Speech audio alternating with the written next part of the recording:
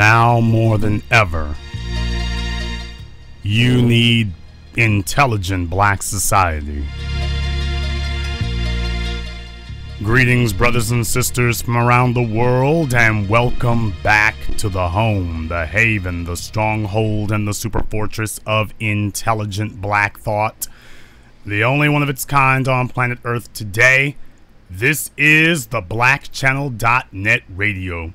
I am, of course, your brother, your host, your humble servant, the Black Authority. Sitting in with me tonight is my co-host, Mona Lachey. Welcome back to the Black Channel, Mona.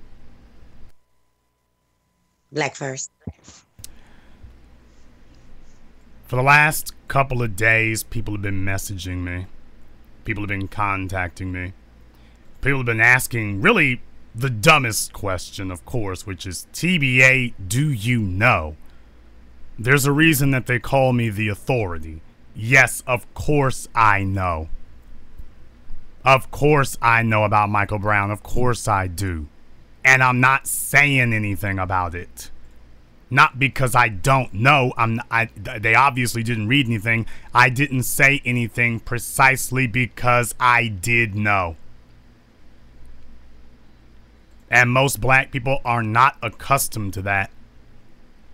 They are not accustomed to the idea that intelligent black people do not just sit around and endlessly masticate their problems. Brothers and sisters, you didn't just wake up in trouble in the year 2014.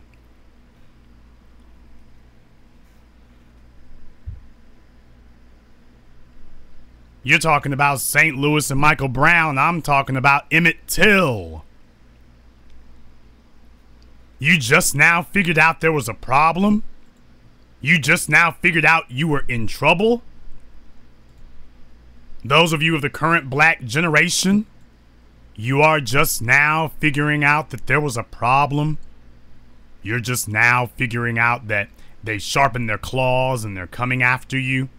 You see, you've been fixating on big booties and Facebook and tweets.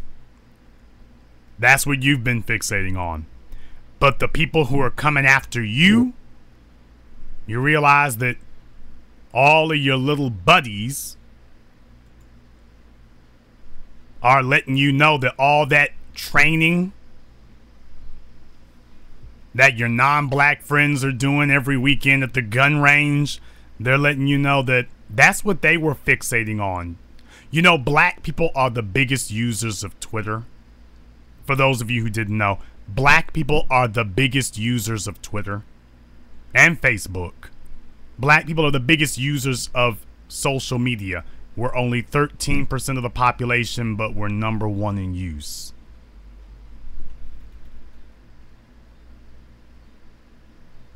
Black people love and adore a good distraction. And because we've gotten used to a good distraction, other people are taking advantage of that.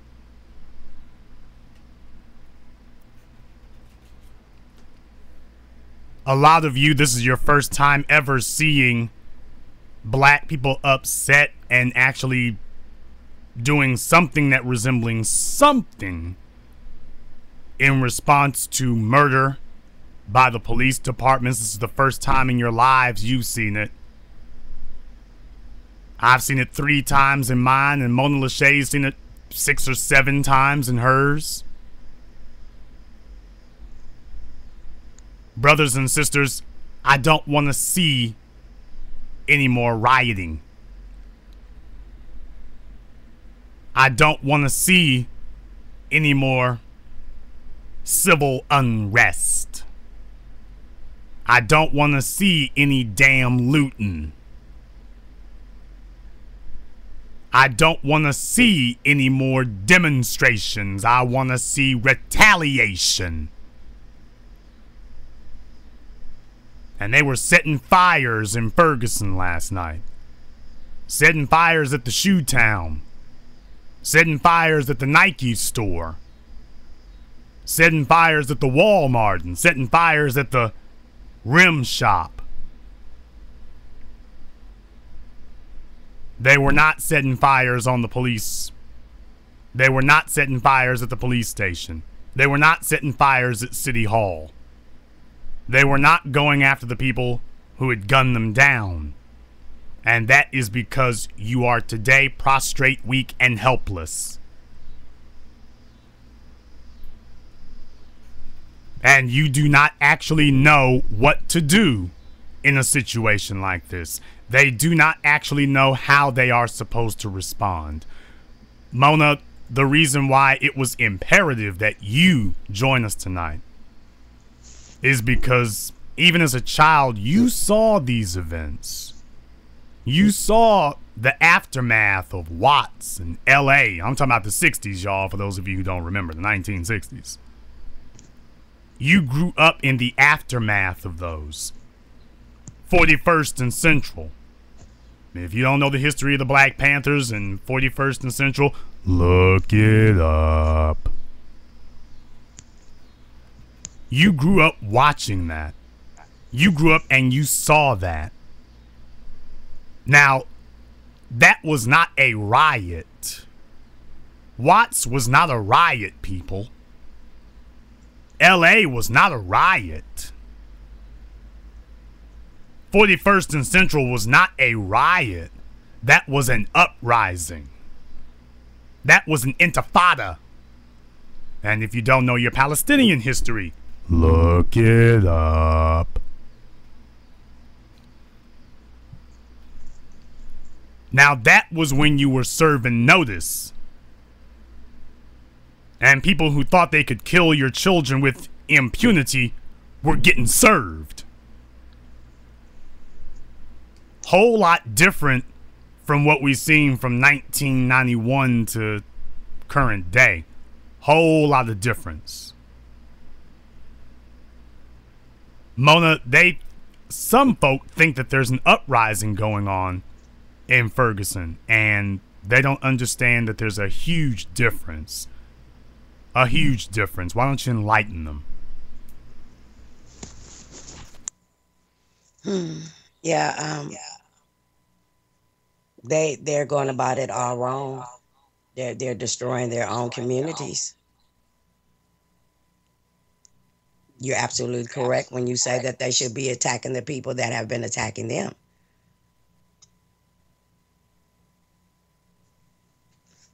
In 1965, I was 5 years old, and it was a revolt. It was a rebellion. You know, unemployment was high. It was the highest it had been since the 1930s. They had inadequate school systems. They had subpar housing. They were being blockbusted, which means that, you know, they would, well, first of all, Compton was predominantly white, and there was an undeveloped land, and these developers came in and they started building, and they named it Watts. So what they would do is that blockbusting is selling a house to a black family in a Caucasian neighborhood, and then the Caucasians would flee, and then they would sell them back to the black families at a higher price. They were gorging prices, you know, charging them higher prices in the marketplace. They were suffering from police brutality. There were white gangs in the 1950s, so they were accosting black people, and that's where your protection clubs came in at. And they were really, you know, trying to protect their communities. And on this certain day, August 11th, 1965, this young man, Marquette Fry, and his brother Ronald were coming home from celebrating his brother coming home from the military, and a police officer pulled them over, gave him a sobriety test. The brother Ronald, he ran to get his mother. When he came back, they called for backup. One of the officers pulled his gun. The mother jumped on the officer's back. There was a crowd out there of like 300 people. They were cheering them on. Mother jumps on the back. They start fighting the police. They get arrested. Next thing you know, there's 1,000 people throwing rocks, cement, bottles, and everything at the police. An hour later, everybody, between 31 to 35,000 black people, hit the streets, and they started damaging and burning everything. They prevented there were snipers on the roof. They prevented the firemen from coming in and putting out fires. They were fighting the police. They were destroying, damaging grocery stores, liquor stores, pawn shops. And this was predominantly, the businesses were Jewish and Chinese. The people, were black. And they tore that place up for six days. 14,000 National Guards came in. They had a curfew, and they tore it up. They shut them down. And they targeted white-owned businesses. And there were a few houses that were destroyed, but that was only because of, the fire spreading. And that's where you get your phrase that was coined, "Burn, baby, burn," from August 11th. Now, here's the issue that I have, because a lot of people don't actually understand what they've seen in the last 48 hours. They think they do, but they don't, because they don't actually understand, number one, what the situation is, and number two, how the situation should be responded to. And that is what you have intelligent black society for. Otherwise, you would not know. There are people bandying around the phrase that they're destroying their own neighborhood. Well, first of all, the projects where this incident took place, I don't think that anybody is burning that down at all. As a matter of fact, I don't think anybody's touched that. Now, the next thing I want to deal with here is this phraseology that gets bandied around by black people. When they burn down the store or whatever, people respond by, their immediate response is to say they're burning down their own neighborhoods. Now, I want you to think about that for a moment.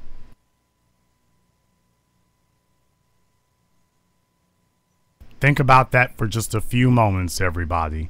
And explain to yourselves here. Now, I want you to think about that for just a moment, about whether or not that actually makes sense, because I want you to start thinking about these things in their proper context. You cannot fix a problem if you do not understand your problem.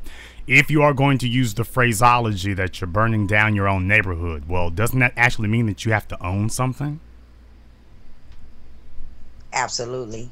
To say that people are destroying their own businesses in their own neighborhood. But wait a minute.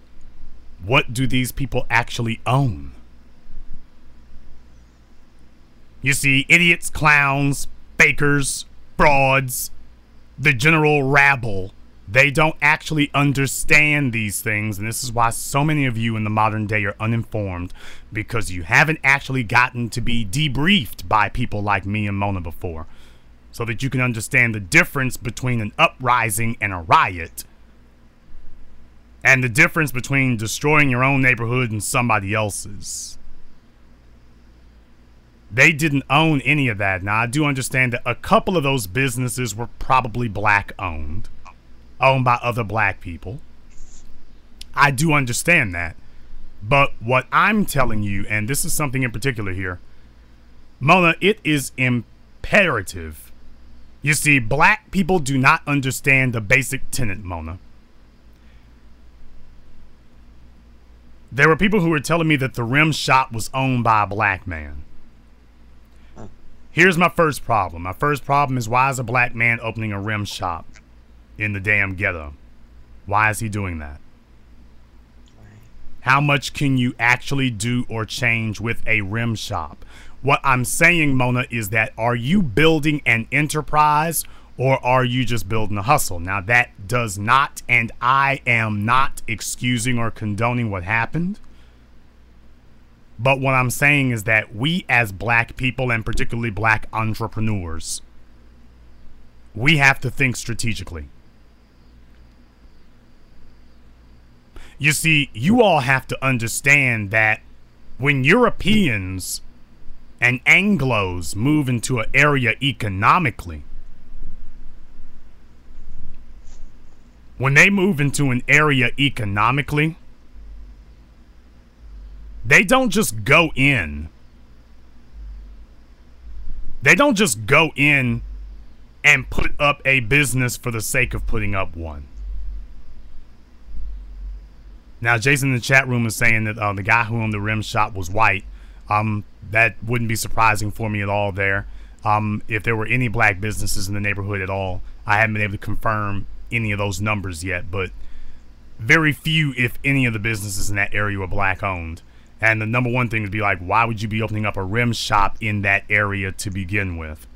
Because you see, that dovetails off my point, because when white businesses move into a black neighborhood, they open up something that exploits the people. That has been a habitual pattern of behavior. They open up businesses that exploit the people. Now, I've got hundreds of people listening right now, and you all need to make sure that you're sharing tonight's broadcast, because crucial information is going to be given to you tonight. And you need to be hearing it live as it happens. When Europeans move in to build a business, that business is not just a storefront. That business is a part of an ever-expanding empire. And that's why when you see the first one, it is ominous. Do you know what comes along when Europeans start to build businesses on your block in your neighborhood? Do you know what comes along with that? When he puts up his business, what comes along with that is the power of his churches. Because next thing you know, you've got a non-black church that will not be very far from where that business is. And they bring the zoning and the attention of the city councils with them. Oh, that's right, you didn't know that. When they build a business in the black neighborhoods, they bring the attention and the focus and the permission of the city councils with them.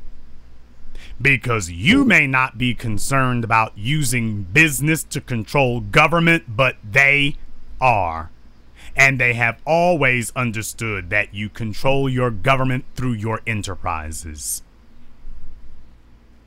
So that business represents an encroaching beachhead of an expanding empire.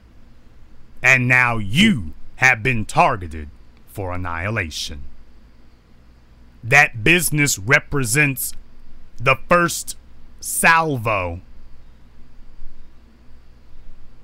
of the economic bombs dropping.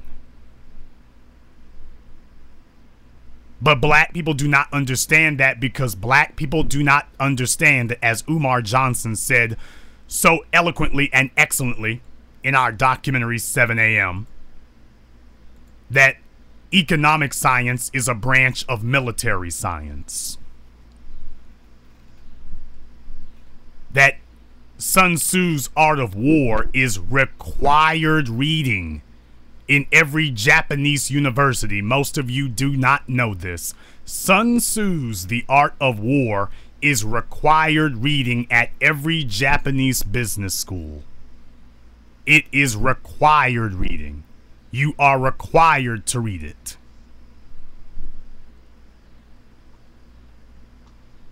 Now, why is it that black folk do not understand that everybody else views everything they do, from football to baseball to business school, those are all analogies and metaphors and analogous to warfare?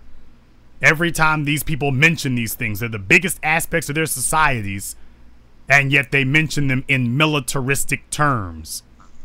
You're out there playing football for fun, but the folk who created football are sitting here explaining it in military terms. Black people are playing games with factions that are not playing any games with us. Everything that they are doing to us is deadly serious. And black folk don't seem to understand that they are under siege until they start building condominiums next to yours. And you're like, well, hell, they done got bold. Ain't they scared of us? We're the ghetto. Everybody's scared of us in the ghetto. And what they showed you all over the last 48 hours is they're not. That is a strategy of containment, people. That's right. Burn, rob, loot. That is a strategy of containment. Like they did in 92 with the LA riots. They just want to contain you. I'm sorry, 91 with the LA riots. They just want to contain you. They just want to contain you and hold you in that area. They were hoping you'd all start going after each other. That didn't happen.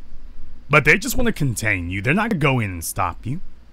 Right. They just want to keep you boxed in that area, raising havoc where you are. That's all they want. And then they leave. After it's been settled, then they leave. They're just making sure that you don't have the opportunity to do something smart and bring the battle to downtown St. Louis. That's what they want to make sure of. Long as you don't ever move out of Ferguson, that's what they're there for. That's what they want to make sure about. And guess what? They did that.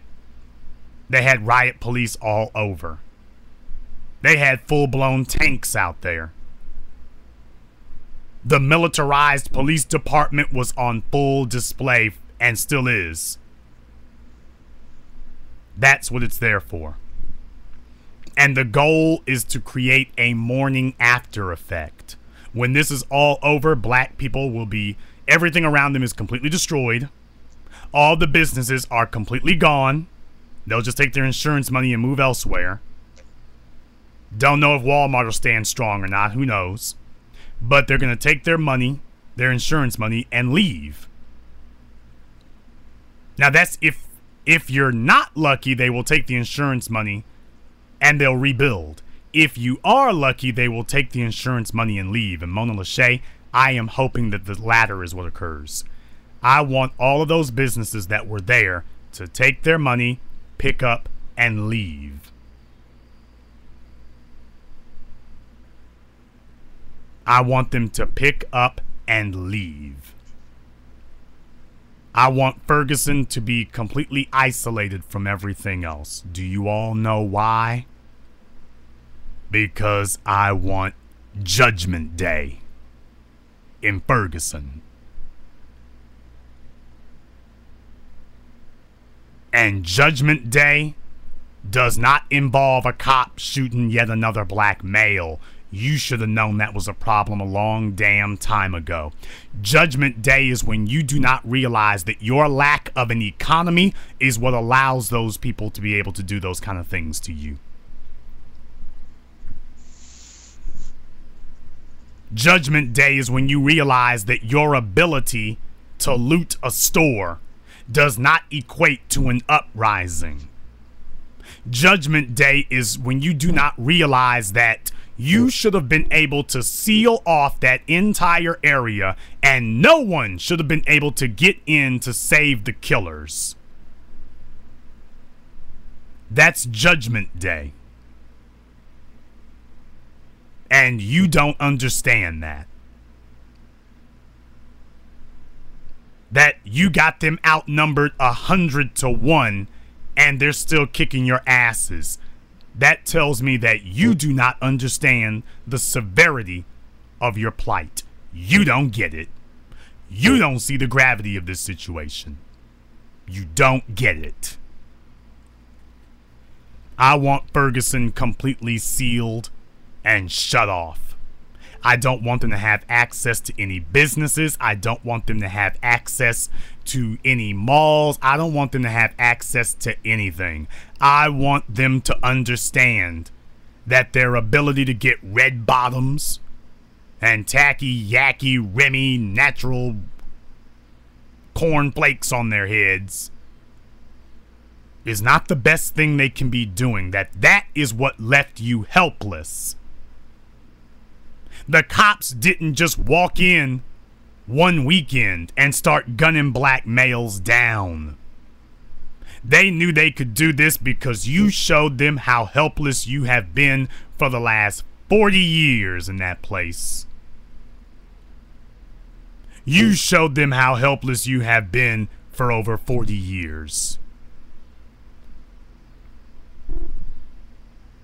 And that was supposed to be your wake-up call. You were supposed to understand that you have no businesses.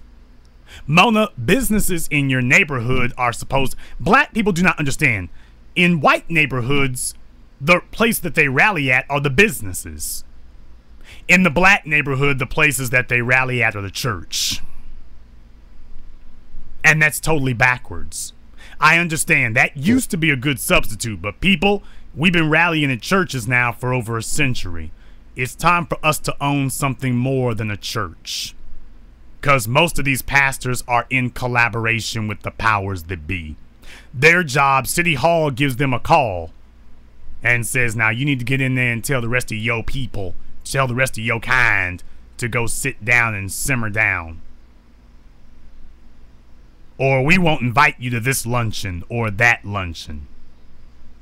And Pastor Cornbread and a lot of these pastors are being paid under the table by groups like Planned Parenthood and the Koch brothers and others, and you all don't even know it.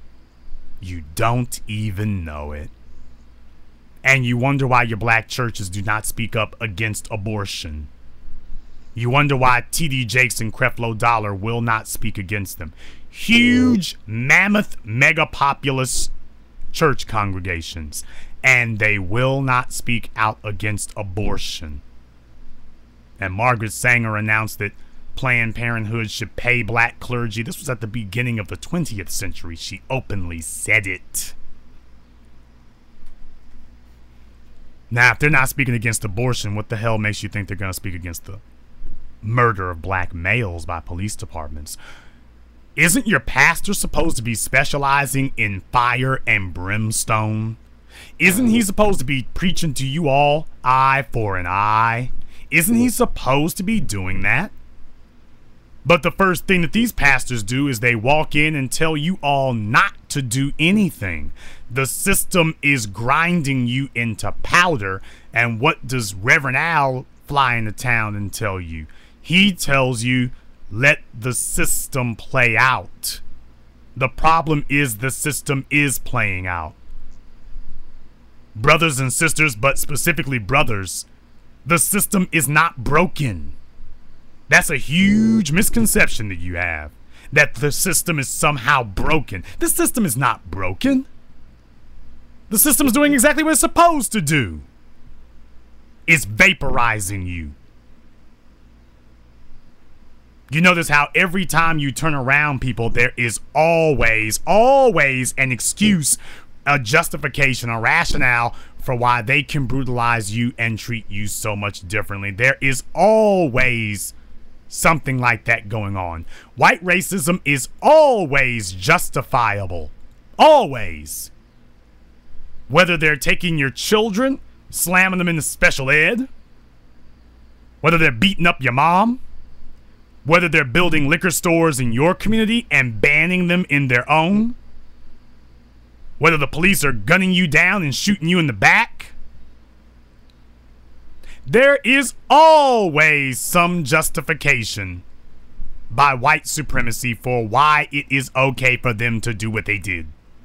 Always, in every instance, they always got a reason why it was all right. And that is why in situations and circumstances like this, we as black people have to walk in. We have to walk in from the front door, understanding that these organizations are the enemy. If they can gun down your children with impunity, they are the enemy. There is simply no other word for it, no other sensible, rational word. They have declared that your children are the enemy. Why are you not seeing it the same way? Why are you not treating it the same way? I'll explain to you why you're not treating it the same way, though. The reason that most of you are refusing to treat it the same way is because most of you understand that you will not acknowledge the violence of white supremacy, because for you to actually acknowledge what they've done would mean that you have to also acknowledge that you are fully aware that you are wholly incapable of being able to confront white supremacy on any level. How the boy's mother was screaming and wailing and gnashing her teeth. But what else did she do after that? What did they do after that?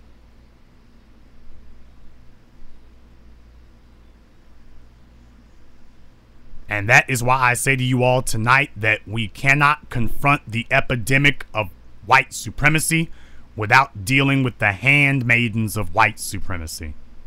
The bastard baby makers who created this generation of weak black males who are incapable of taking care of themselves because white supremacy was able to buy off black females to destroy their own sons. The males who are the protectors of the society, they paid them off to destroy their own sons for Section 8 and a Section 8 voucher and a welfare check.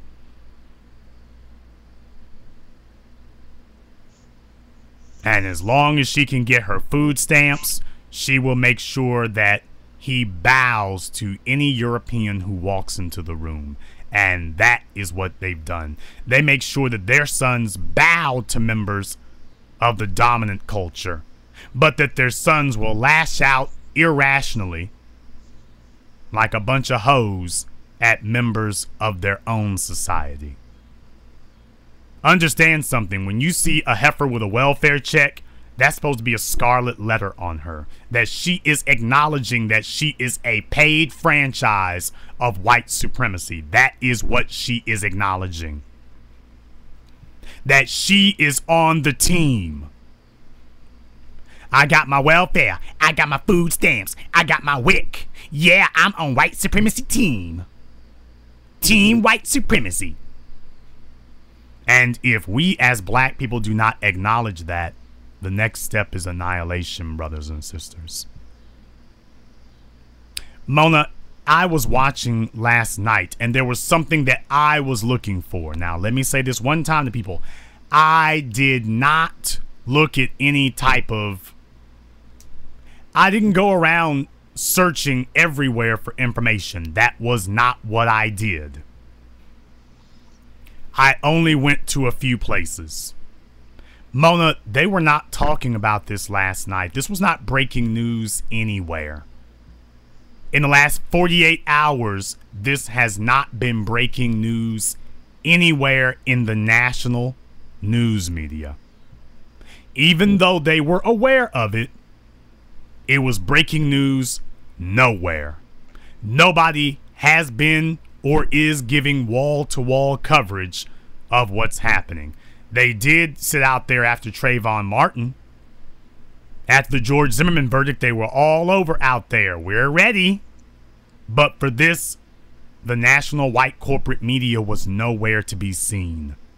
As they were bringing in dozens of cops, tanks, anti-personnel vehicles rolling down American streets, with cops with military-grade weaponry. And yet, the American national news media, complete blackout. And I want you all to understand how deadly and dangerous that situation is. Because, Mona, what the plebes and the Neanderthals, what the coons and the frauds and the followers thereof do not understand in their microscopic little pea brains is that you initiate a media blackout when you are preparing to conduct a massacre.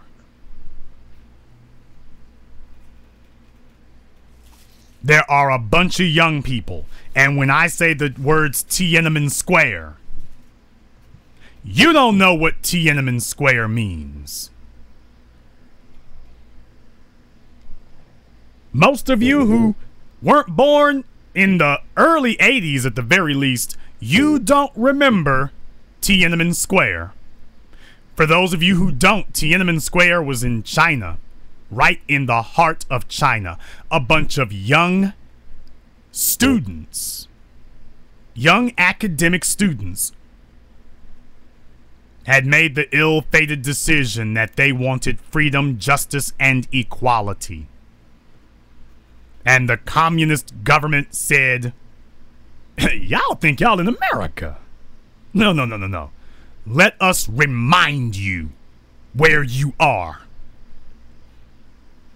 And over the next 48 hours, the first thing that the Chinese police did was they began rounding up all the Western media, got them all in a bunch of hotels so that they could monitor them, and told them that you will be arrested if you even open up the blinds to your hotel room. And they had people watching the hotel rooms to make sure they did not open up the blinds. They gathered up every media member that they could. Everybody, every foreign journalist, and every local one for that matter, they gathered them all up and sequestered them. And then they started marching in the tanks. They started shooting. They started gunning them down. There is actually video out there. Precious few little of it. They said that there was no massacre. That was what they were telling people, that there is not a massacre going on. That was a damn lie. Plenty of footage everywhere. You can see the students running. You can see them falling dead. They just wanted to make sure that the only version of the story that got out was their version. Because you see, every organized government around the world has learned the lessons of Nazi Germany. And please understand that in Nazi Germany, they were openly telling the world, what are you, crazy? There ain't no massacre of Jews going on over. Do you see any bodies? Does anybody see any a million Jews? Wouldn't we have to have them like rounded up somewhere? Please, come walk down the streets of Berlin. There's plenty of Jews here, okay? Nobody is killing any Jews. That was because the Nazis had full control of the media apparatus in Nazi Germany. And the media was part of the Nazi state. And what did the Nazi media never do?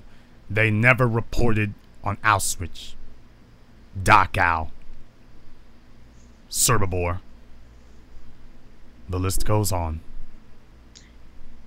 And you know what, Jason? That's what happened in 1965 during the Watts riots. KTLA was the only news station that could cover the riots because they were the only station that had helicopters. So they call them the Negroes. So the Negro community was visible, but they weren't visible to the media. So they injured over 1,000 people, 90 police officers, 136 firemen, 10 National Guards, and about 23 government agencies. I think close to 3,500 people went to jail, and they had to reopen the prisons just to accommodate those people. And then Martin Luther King Jr. came down after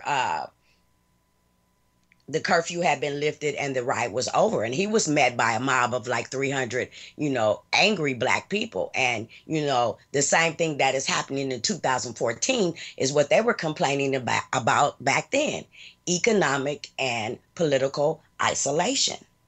And at the same time, the police stormed the Nation of Islam's mosque, and they, shot in hundreds of rounds of ammunition in there, and they wounded 19 people. So yeah, this was a revolt. It was a rebellion, because like in the 1950s, the white people were shooting into African American people's homes. They were bombing them. They were burning crosses on their lawns, and they had just had enough. So, but they were kind of organized and nobody knew it. And they did not, once they organized, nobody gets in here. And they caused $40 million worth of damage. 20 million was by fire. Over 1,000 buildings were burned down. And they just couldn't take it anymore. And they understood the value of making sure that that information did not get out. Yes. Gil Scott-Heron wrote, "The revolution will not be televised." And what he was telling you, brothers and sisters, you all have witnessed in the last 48 hours that Gil Scott-Heron, rest in power, he wrote that song back then.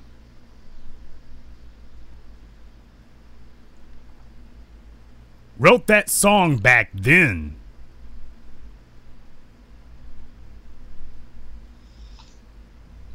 And we haven't gotten the point. We've not gotten the point, Mona. We haven't. And they try to depict these Negro people in Watts as being savages and thugs, but they were no less educated. They were not from broken homes. They were not rioting for fun or for profit. They were trying to send a message out. And they were at a disadvantage, and they couldn't take it anymore. But and shortly thereafter, they did implement some programs. But, I was listening to you earlier when you were saying, welfare recipients. That's one of the programs that they, included. The South Central Los Angeles Center was established in 1968, and they implemented social workers for welfare recipients, job counselors, legal services. They had a little job corps, and then they had some part-time jobs and summer jobs for the youth, but they shut all that down in 1970. So they were right back at square one again. And by that time, Watts had a stigma on it of being, very dangerous because it was majority Black. And they knew everybody who lived there, and they were not allowing you to come in there if they didn't know you. So there was not going to be any economic growth for them. And during those couple of years that they had some development, they didn't take advantage of it. So they were back at square one. And today, 2014, Watts is now predominantly Latino.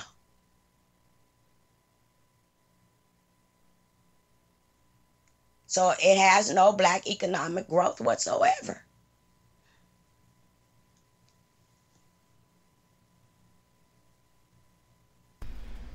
When they cut you off and cut off the information going in, and more importantly, the information coming out, that means that they are preparing to march in. And they want to make sure that whatever they do next, or whatever they potentially are going to do next, is going to not be witnessed. That's what they want to make sure about. They want to make sure that what they're going to do next is not going to be witnessed. That's what you do when you're getting ready to slaughter people. And up to this point, that hasn't happened. Now, for those of you who saw Hidden Colors 2, you remember that they talked about the King Alfred plan and how freeways have been used to separate Black neighborhoods from the rest of the community in their cities. And you saw that over this weekend. You saw that over this weekend. You saw how, did you see how quickly they got the tanks out there? Did you see how quickly they got the anti-personnel vehicles out there? Did you see how quickly they had them cut off from the rest of society? Did you see that? Did you see just how quickly they were able to get that done? Did you see how easily they were able to enact that? Now, if they were able to cordon you off and block you off that easily, then imagine how easily they simply could have just moved in. And once they start moving in, at that point, it becomes your word against theirs. And you might not be afraid to shoot back, but the problem is an organized defense will beat a disorganized offense every day of the year. And let us just be very clear about that. These are hood fellas. They're not soldiers. A lot of these police are military trained, and some of them are a lot of them are ex-military. Fresh back from Afghanistan and Iraq. And as a people, we don't understand that. We do not understand the gravity of a situation like that. We don't understand that our lack of resources has left us helpless. Mona, they don't understand that these guys walk into these neighborhoods with thousands of rounds of ammunition each. Thousands. Please tell me, everybody out there, even if you did try that, at those housing projects, how long are you gonna last? What are you gonna do against concussion bombs and incendiary devices? Yes, you can mount a guerrilla warfare. You can mount a guerrilla war, but are you A, organized, B, equipped enough to do that? Very nice to talk about all this in theory, but did you actually prepare? Because let me tell you something, y'all. There are parts of New Jersey that black people cannot go to. Oh, I wasn't supposed to say that, was I? There are parts of New Jersey that today, 2014, black people cannot go to. Parts of town that black folk can't go in. That's right. There are parts of Chicago. Chirac, shouty. Yeah, but the hardest thugs in Chicago understand that there are certain neighborhoods, even in Chicago, that a black male does not go to. You see, you're a thug on the black side of town. You're a coward everywhere else. You're a coward everywhere else in life, not just on that side of town, but you are cowards everywhere else in life and everywhere else on earth. Whole parts of town that black males cannot go to, cannot venture into. And I just named 2 places. You got others in Los Angeles. I can go down the list. Oh, absolutely. Absolutely. Compton doesn't go to Long Beach. Long Beach doesn't go to Carson. Carson doesn't go to South Central. South Central doesn't go in the jungle. You know, we still have Torrance, California, where there is no freeway access to tourists. So you better not be still going down there. You know, they had the sundown law down there. You still don't want to go into Torrance in 2014. So you're absolutely telling the truth. And here's the whole problem, that we're afraid to go in our own different neighborhoods. So yeah, but we're not organized anywhere. Yeah, but the thing is about what I'm saying, though, is the thing is about that, though, that as black males, they don't understand that there are many places in this country on the white part of town. Right. The hardest dude in Watts is not venturing there. Yeah. And that is what, as black people, we have become completely unaware of. That these folk are not scared of you. They don't view the hardest black males in the hood. Little old white ladies, they don't view you as dangerous. They view you as dangerous like a virus. They don't view you as dangerous like a mad dog. They don't see you that way. They see you as dangerous like an infectious disease. Not something that she gets hysterical and drops her purses and runs from. People, that's not what's happening out there. They see you as a problem that needs to be resolved. And they've left it up to the police and criminal organizations, non-black criminal organizations, and politicians, which I guess would qualify as legal criminal organizations when you think about it. They've left it up to them to take care of the job of ethnically cleansing these black areas. Don't you all understand that when they cut off the media like that, did you see how quickly they did that? We talk about Egypt and how they cut off the media that quickly. We talk about Iran, Saddam's Iraq, China and Tiananmen Square, Russia and Warsaw, Moscow. We talk about those places, but did you see how quickly they cut off your media access here? The TV stations were still fully functional. They got a call from their national affiliates, their national corporate network saying, we're not taking feed from your area. We're not taking any feed from you. What do you mean you're not taking any feed from us? There's a full-scale riot going on down here. It's massive. We're not taking any feed from your area. Good night. Click.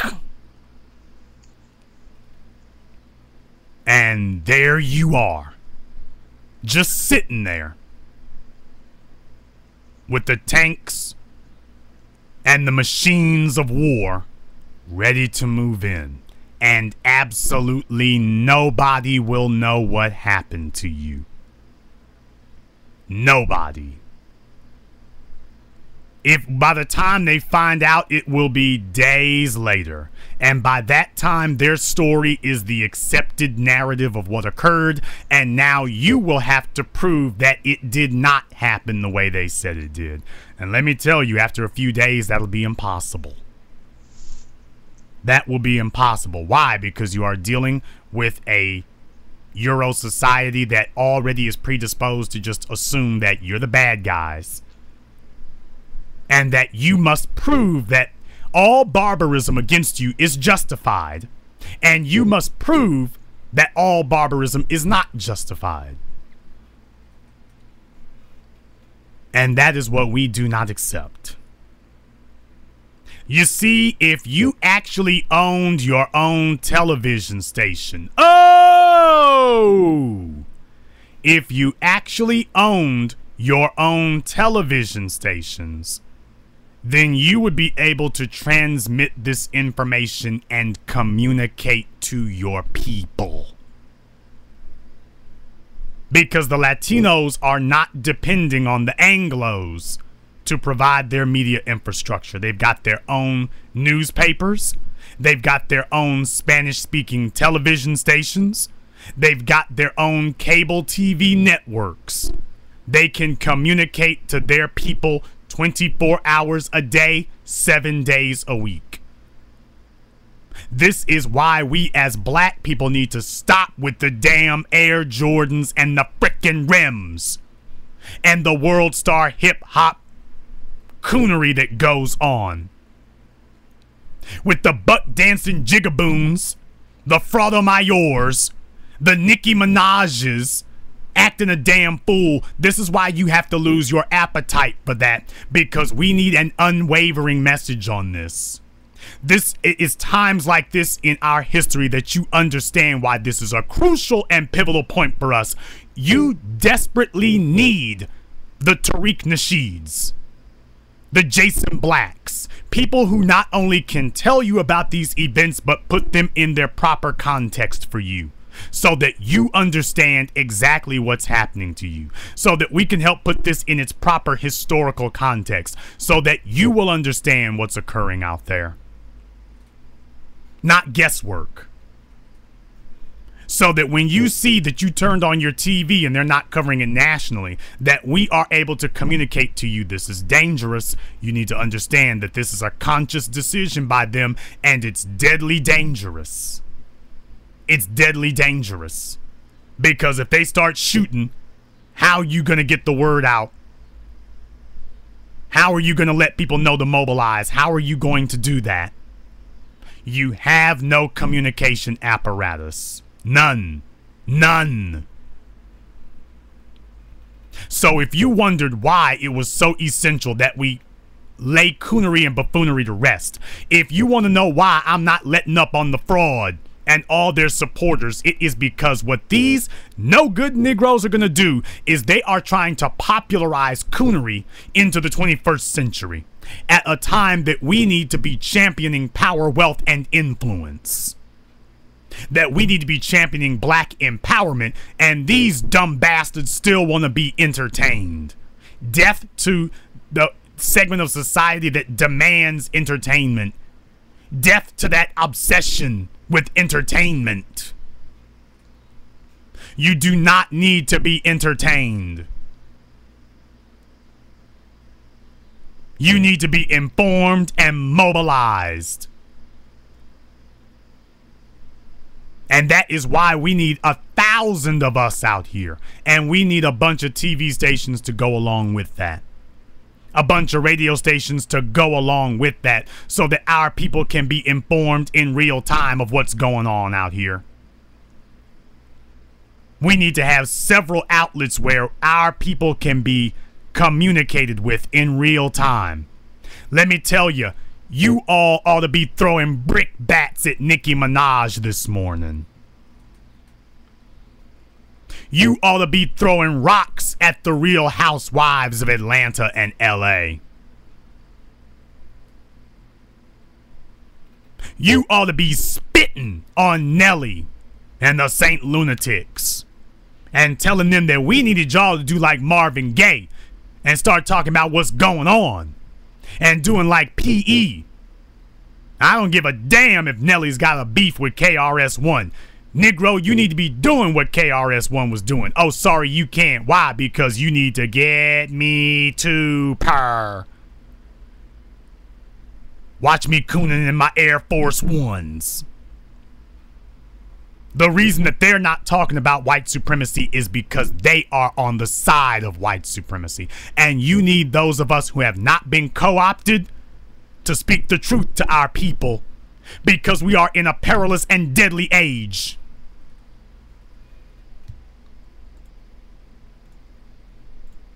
And I'm not here for entertainment. We're here for enlightenment. We're here for enlightenment. I want to say right now to my mods in the chat room, and that's why I've got so many of you here tonight, because this is a deadly dangerous situation. I have no patience for anybody who's not understanding how deadly this situation is. I want you all to do a check on everybody who is not reposting a link to tonight's broadcast. I want you to find who they are and get rid of them.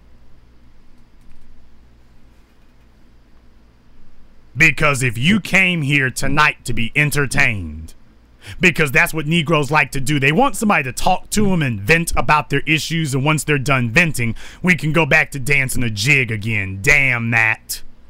This is not a place where we sit up here and do that.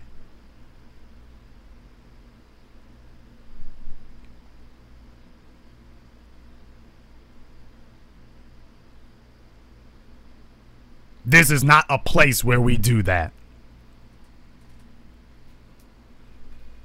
Because this is life and death. They are using all these places as testing grounds. You let them get away. Do you know why Michael Brown is dead? He's dead because you let him get away with Emmett Till. That's why. He's dead because you let them get away with Fred Hampton, with Junior. He's dead because you let them get away with Patrick Dorisman, Amadou Diallo, Abner Louima, Oscar Grant, Sean Bell, Trayvon Martin, Jordan Russell Davis, Renisha McBride, Michael Brown. My God, that's a Holocaust. But you don't want to accept that. Because to accept that this is a Holocaust would mean that you were supposed to get up and do something about it. Everywhere you are, and every black person in America is desperate for the opportunity to shirk off their responsibility as rational, conscious beings in the 21st century.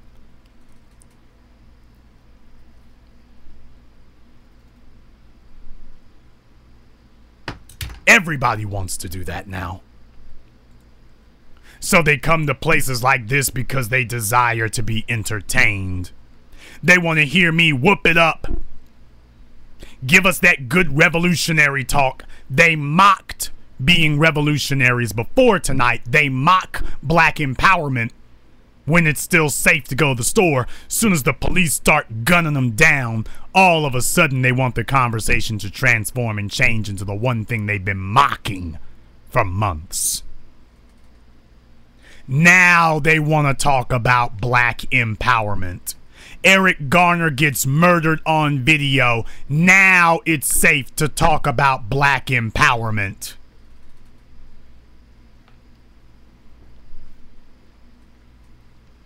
And as you saw,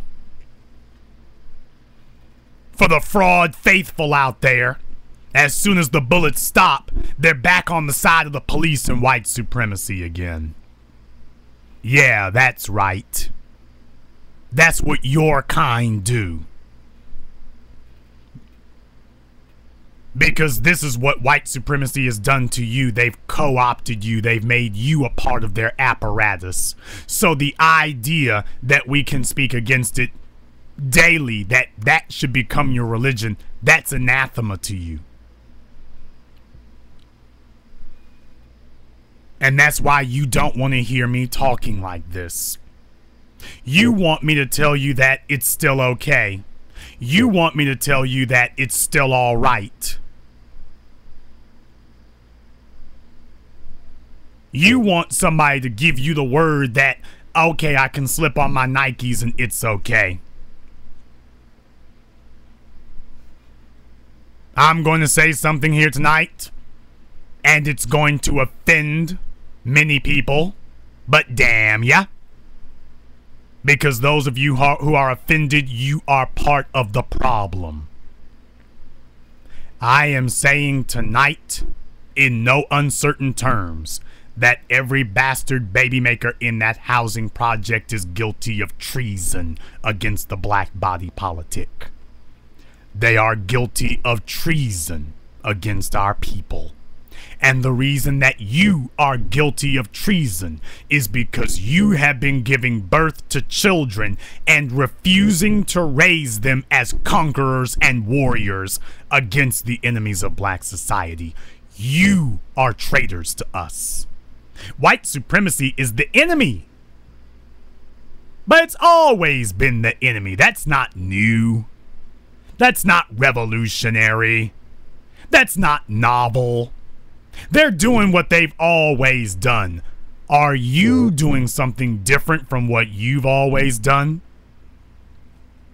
Or are you raising your children to think that the most important thing in life is a pair of tennis shoes? So much so to the point that when it is time to have an uprising, the first thing your children do is make a beeline for the shoe store. That's the first thing your kids did. Made a line for the shoe store. Just like Hurricane Katrina. Just like LA in '91. You did not teach your children that they need liberation. Because you taught your children that liberation and freedom were relative. They argue with us all over Facebook. They argue with us all over Twitter that my babies are gonna be all right, but your babies are living in squalor today. So, my babies are gonna be all right. Don't you worry if my babies are living on Section 8.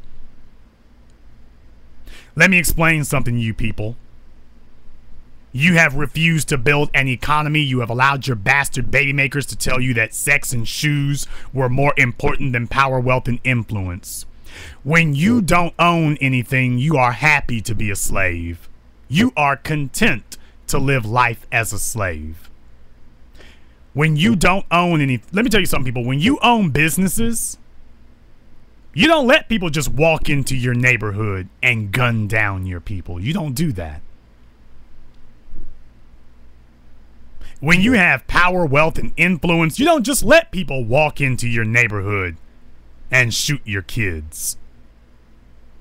When you have power, wealth, and influence, you don't just let folk gun down your son in the middle of the night because he's black and walking home with Skittles. You don't let that happen because you think higher of yourself and more of yourself, because you realize that there is more to life. And the prime crime, the chief crime of the bastard baby maker generation is that they have taught their sons and daughters, but particularly their sons, they have gone along with the program of white supremacy and taught their sons that their purpose for living is shoes, and that constitutes power, wealth, and influence. That if you have trinkets, then that is power, wealth, and influence, that you're free. They taught them that freedom is the ability to shop in the store of your choice. Never taught them anything beyond that. And your enemy sees how weak you are now. They can see it, and they're going in for the kill.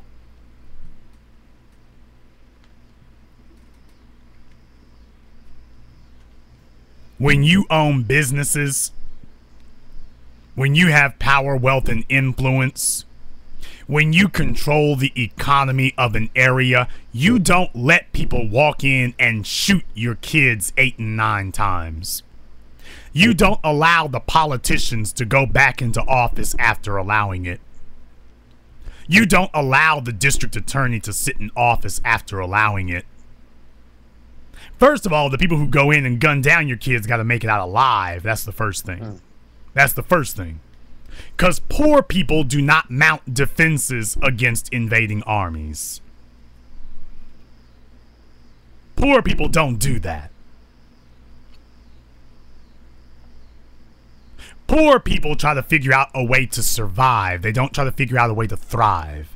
And that is why having poor folks on your team will kill you.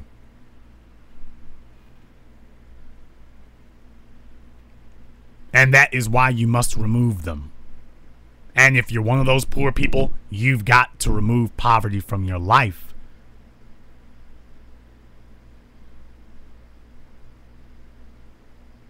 You've got to remove poverty. But as black people, we have accepted too many factions within our society. Negroes who like to laugh. Negroes who like to joke. Negroes who like to be entertained. If you came here tonight to be entertained, you came to the wrong damn place. Because I'm not in the mood to entertain. Never have been, never will be. They want to meet somebody who's just going to talk and never tell them what they need to do differently. And then insist on it.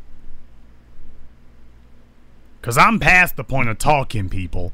That was why when folk were sending me those links to that shooting, I didn't say nothing. I didn't post up anything. My only response was, y'all need to stop sending that to me. I don't want to hear about any more talk. I want to know what y'all are going to do about it. I hope they burn down every store in that neighborhood and leave the landscape barren. I hope it is all cleared out, flat, destitute. And then black people in Ferguson will have to make a life or death decision about what constitutes survival. And all of a sudden, Kiki the hood rat doesn't seem like the prime person you should be listening to anymore. All of a sudden, Pastor Cornbread doesn't seem so smart any longer, now does he?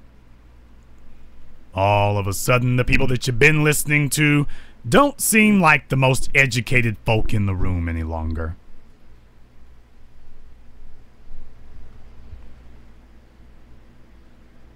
That's what you're supposed to be doing. Right now, Ferguson has the opportunity to decide if they are going to acquire power, wealth, and influence. Right now, Ferguson has the opportunity to decide, you know what? The white guys did not rebuild a grocery store. Now it's our turn. Right now, the citizens of Ferguson have the ability to decide, you know what? If white society is not going to build a doctor's office, a law clinic, we need to build that. If they're not going to build a shoe store, we need to do that. That we are building our own beachhead. We are building our own economic front. That's what we're going to do. And at that point, there better not be a cop within 10 miles, because now you've got businesses.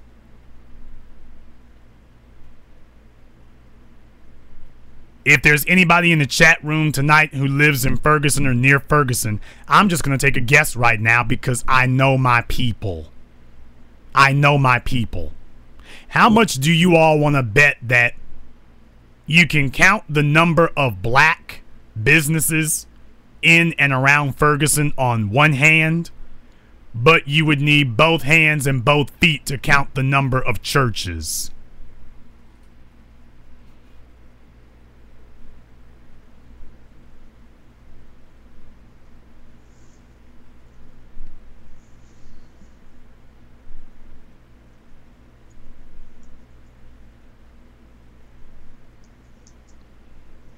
That's something for all of you to think about for a moment. Because I know my people. And as Neely Fuller said, we have been conditioned to be serious about things that are silly and silly about things that are serious. Now, I need to make a point here. The next person who comes into my chat room deciding that they want to work out their sense of humor, I don't want to see LOL, LMAO. I'm going to turn that to get your ass out. If you can't, those are people who came here tonight to be entertained. If you don't know how to contain yourself in a more mature manner, I'm going to see to it that you leave. Next person comes in my chat room wanting to be entertained, you're going to be leaving out quicker than you thought. Because I got 5 heavy hitters in there tonight with itchy trigger fingers. You want to play? The fraud is waiting. Go play with the fraud. That's what their kind do. Ferguson, if there's anybody in Ferguson listening tonight, and I know one of our younger sisters on the Black Channel lives near that area, understand something, people. Understand this very well. This is your last opportunity to get this right. Because you all do not understand the purpose of housing projects in America. You don't understand the purpose and the reason for them. Let me explain to all of you uninformed and uninitiated tonight what is the purpose and the reason for a housing project in America today. Housing projects are built for 2 reasons. First of all, to enrich white developers and white landowners. And when they have outlived their usefulness, they are there to enrich white developers and white landowners. What?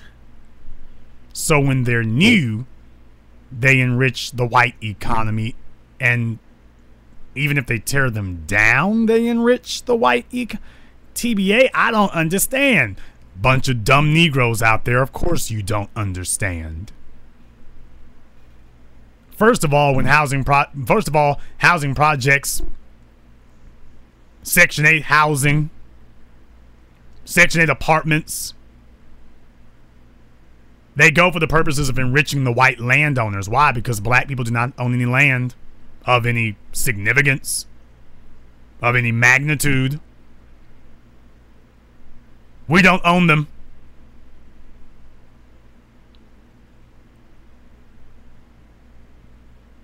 So white developers are able to come in and purchase these things if they didn't already build them, if they didn't develop it themselves. And what happens to the value of property when you build a housing project? What happens to the property values? They plummet. The only person making any money are the white landowners.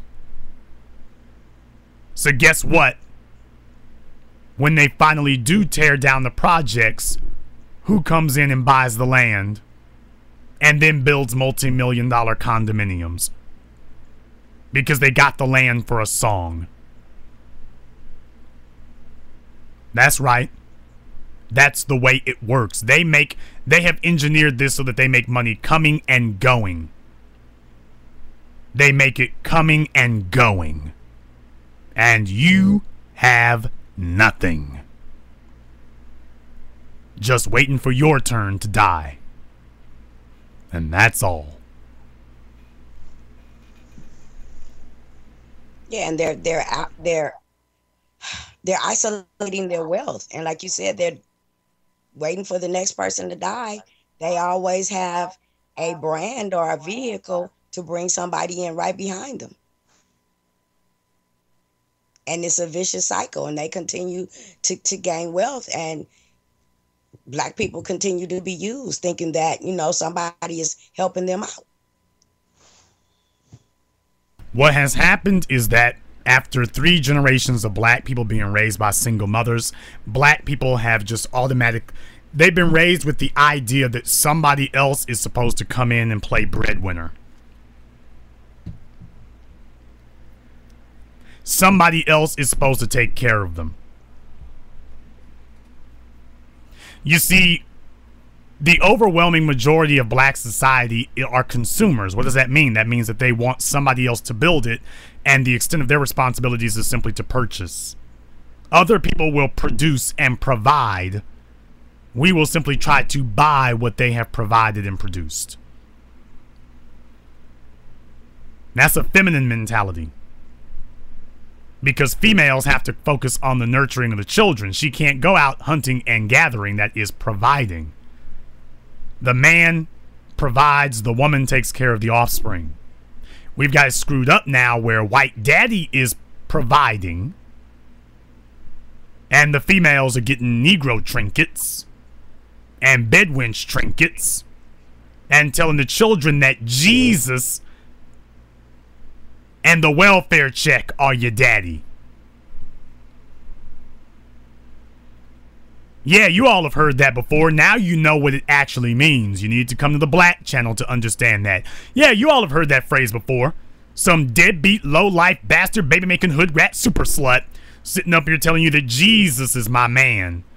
I told my children that Jesus is your father.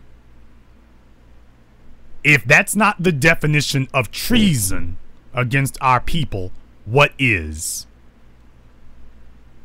If that's not treason, that a Black female will sit in her home and indoctrinate her children with the idea that the federal government and the image of Caesar Borgia is their father, if that's not treason, if that doesn't make you mad as hood rat ass kicking hell, then you lack a conscience, a soul, and a brain.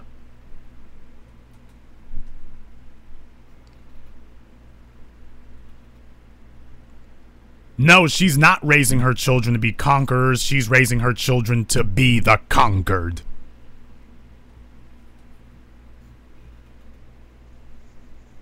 Everyone has their responsibilities as sentient people.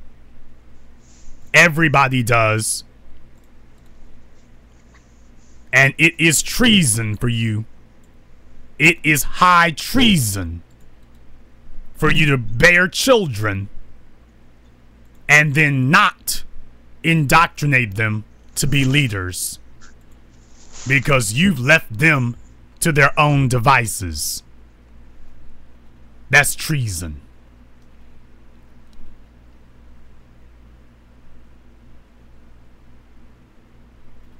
That's treason. No, I'm laying it bare for you tonight because you've been deceived. Your bastard baby makers in Ferguson did not raise you to build your own economy. If you had your own businesses, the police could not come near your neighborhood. That's the first thing. They would not be allowed to come near it. Number two, if they did, you would be organized. Because let me tell you something. If you're a business owner, you know everybody in that neighborhood. And you want to know everybody in that neighborhood. You know who's got money and you know who doesn't. You know who contributes to the economy and you know who doesn't. And you know who your troublemakers are. You see, a business owner has the ability to coalesce power outside of government interference. Let me say that one more time for the hood rat, twerking, jerking, Facebook booty shot taking, super whore sluts out there who figure that your ability to crank out children because you've been an economic failure and you're trying to use your children to get welfare checks in order to mitigate your economic failure. So now you've become an economic failure and a social failure. Let me tell that to you again here. When you have an economy, you are able to build up socioeconomic protection outside of the government. And the police are the militarized wing of government.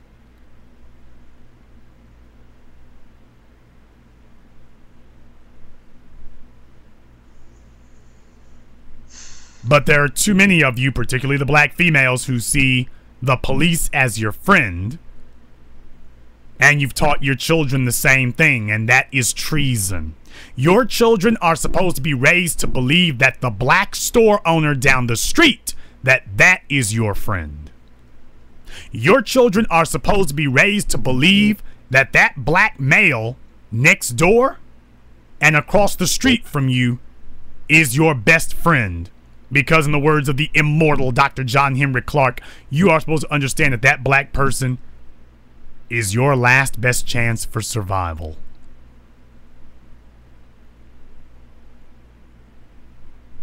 That's what you are supposed to understand. But when you've been raised by a consumer mindset, she teaches you that Walmart is your best chance for survival. So you see, when the tension hits the fan, what do your children do?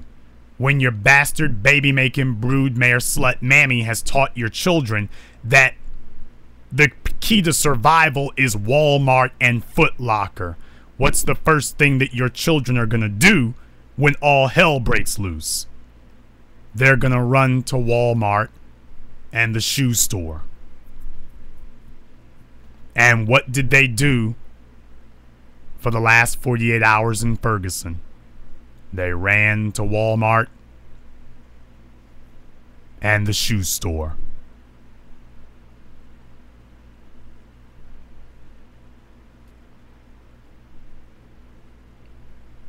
And they call that a revolution. Brothers and sisters, you are being gunned down merrily by the police. You're getting the holy crap beat out of you in the middle of California freeways because you own nothing, you control nothing, and you're passing nothing down. And what that means is that you have officially become non-persons. Tell me, folks, I want to ask you something.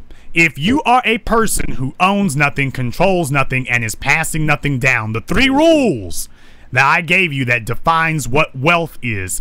If you own nothing, control nothing, and pass nothing down, what is the difference between a person who owns, controls, and is passing down nothing and a dead man?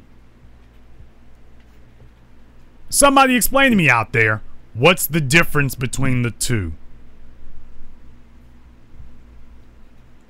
Tell me the impact on the world or the consequence in society that he serves. Tell me.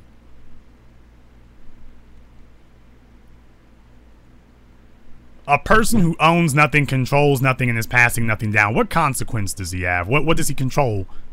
Tell me. I'm listening. Somebody out there explain to me exactly what is the consequence of his life. What difference in the world is he making? What consequence is he making to people?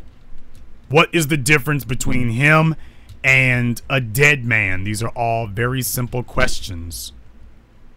You ought to be able to answer that, and the answer is none. There is essentially no difference.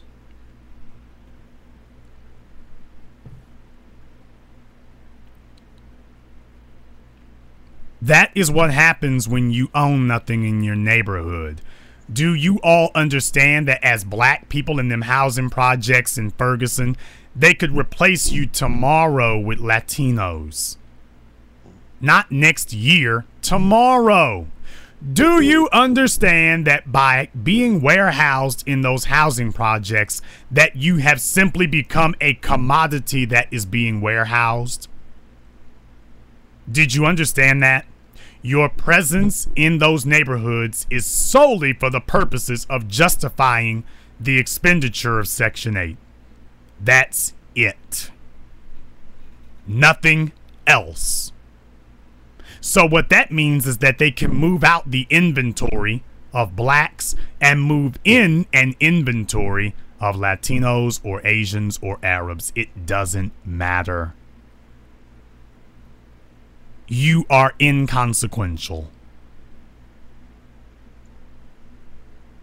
They don't need you. And the only way that you can remedy that is power, wealth, and influence. That is the only way that you remedy it. It doesn't happen any other way. And it's not going to happen any other way. You want somebody to tell you that it can be different, and it can't be. You want somebody to tell you that you will forever be able to eat from the hand of white supremacy. And I'm telling you that the hand that pays your bills is the hand that can strangle you. You are getting a wake-up call tonight, Ferguson. You're getting a wake-up call that nobody else out there has given you. Your children are fair game and sitting ducks as long as you have no money, no economy, and no finances. Your children are as good as dead.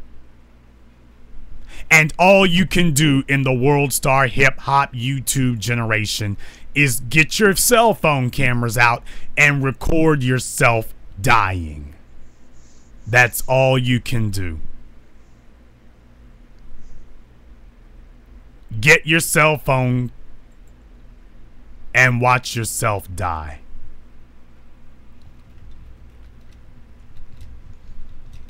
You know what I saw very disturbing last night, Jason, was I was watching this one video from Ferguson, and some of the residents were standing over, you know, where the body had been murdered at, and the new Black Panther Party was out there, and they were hollering and screaming, and I heard one woman saying, "Where's the Crips and the Bloods?"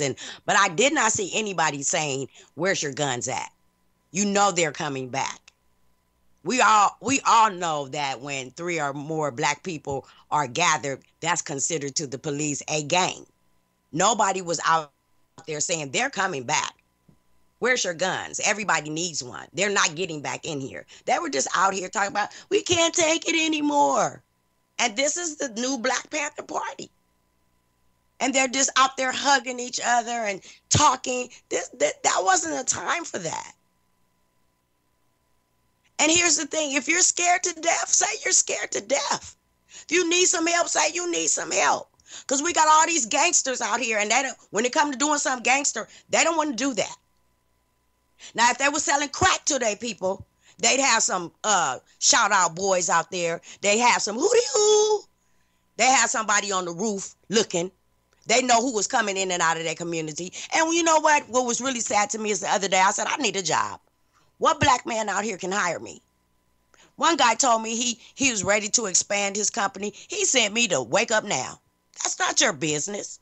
Another guy sent me to AMC. That's not your business. Talking about you looking to expand. Now, if I would have been a dummy, I would have thought that I was venturing into something. If you're scared, you got to tell somebody.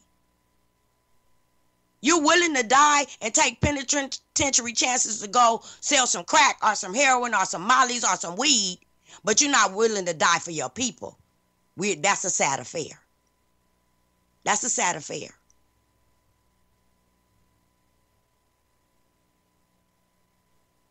We don't own nothing. We don't control nothing. We can't even keep the police out of our neighborhoods. We can't even shoot a warning shot. We can't throw a rock, a brick. We'll let them just ante up on us. We'll let them just call back up on us. Well, I'll explain the difference. You can't take one person out? I'll explain the difference. My name is Pookie. I have 3 felonies, no job, no prospects. And I'm upset about police brutality. My name is Krishika. I've got 4 bastard babies and a WIC voucher. And I'm upset about police brutality.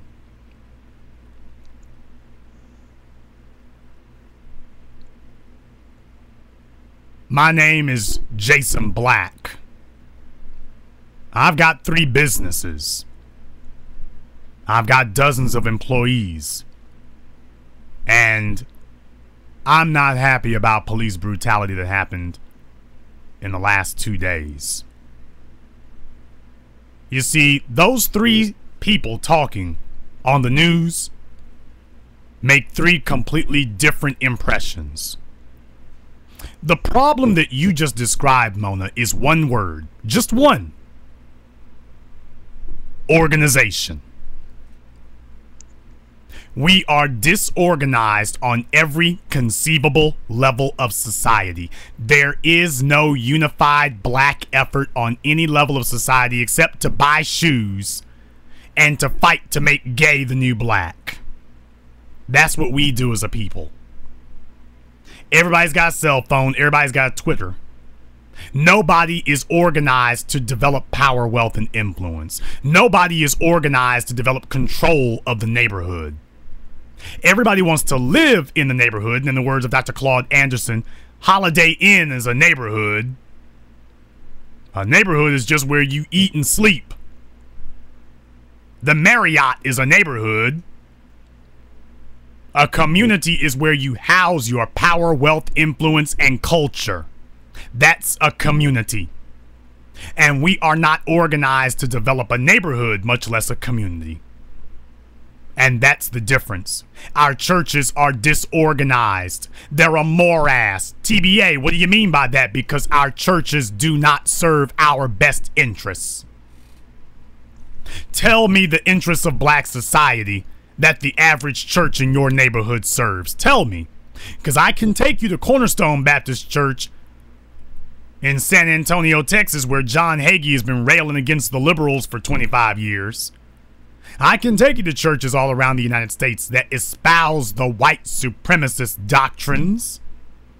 Please tell me the black churches. Don't sit up here and talk about Jeremiah Wright. Show me as a group where black churches are preaching black empowerment. Show me. Beyond pray to Jesus that your rent gets paid. Everybody knows to pray for you when you don't have any money for rent. Where's your church to tell you, now here's what while Jesus is working on that, here's what we're going to do to make sure that your rent gets paid. Here's what we're going to do to make sure you have power, wealth, and influence. But our churches do not do that. They are disorganized. And the members of the churches are disorganized horribly.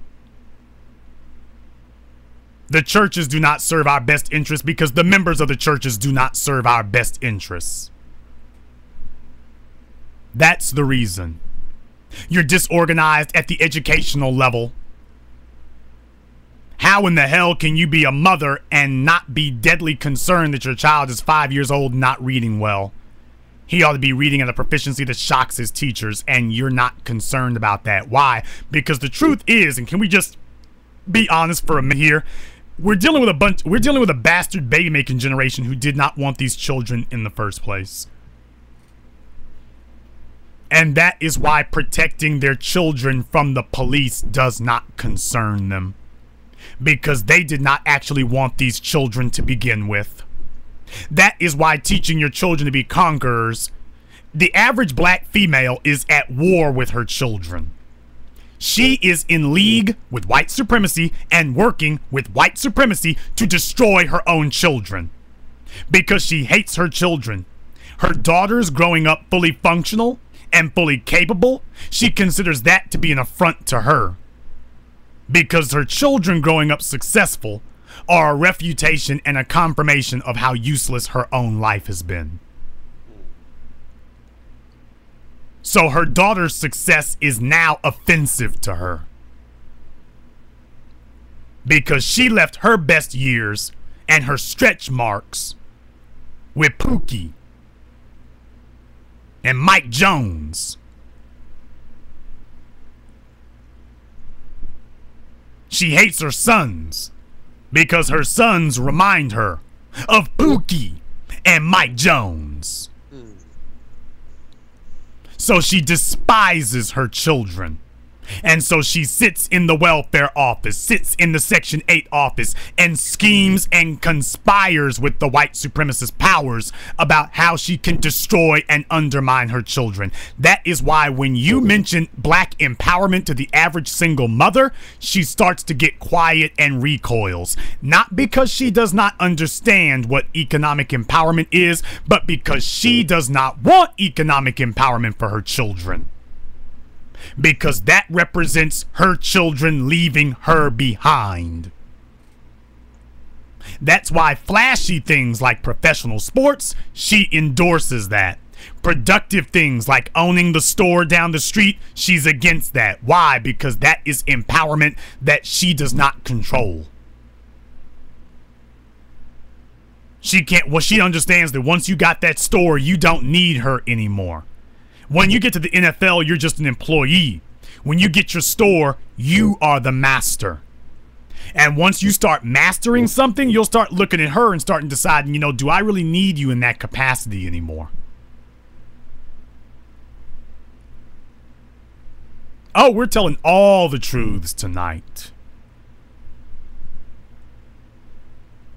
We're telling all the truths tonight. They are sabotaging their own children, and they sabotage their children's education. Why? Because if their child is smarter than they are, then they no longer control the child either. So you've got TBA saying that his kids need to have an IQ of 200, and Shintikia saying that her children need to have the IQ of an ice cube. But you're saying that we're going to have power, we're going to have unity. You want us to have unity with her? She's against us. She's against us. No, we need to wipe out that mentality. That faction needs to be destroyed. That is why we as intelligent black people, we've got to go to war against that. Do you know why Jewish people do not have the problems that they have out of their rodefs? Look it up. You know the reason that they don't have the problems out of their people who would undermine them from the inside? You know why? The reason that they don't have that problem is because they remember and acknowledge the people inside their ranks who work against them. And they understand how you are working against them. What are they fighting for over there in Israel? Land. Why? Because you need land to cultivate power, wealth, and influence. Well, it's a very nifty thing to have. The final step is the ownership of your land. You definitely want to own that. And the people who are disrupting their ability to own the land, both inside their group and outside, you are public enemy number one, and they make no bones about it. Black people want to sit here and rationalize why the Coonmeister sitting next to us They can sit here with their Russian girlfriend and tell all of us that they're going to define black for us, and you're going to sit here and take that and say that we don't need to remind our people every week who the coons are. No, we need to do that every week like church. Like church, we need to run down the names every week. Barack Obama, Psycho Mayor, Oprah Winfrey, Halle Berry, Nicki Minaj. We need to go down the list every week and remind people, a steady drumbeat, to remind our people who our enemies are. Who are the people who have declared themselves to be enemies of the people. And make sure that the people never forget. That's why. Now, I ain't seen no numbers in my chat room go down. So what I'm assuming is that I've got a couple of hundred shares of my post. Now, I'm going to put another post up right now on my Facebook group. And if you're not a member of the official Jason Black group in Facebook, if you're not a member of that, you need to be. For everybody listening, that's where it's all going down. We're keeping out the trolls. So you need to be a member of the official Jason Black group on Facebook. For everybody here and everybody who's listening later.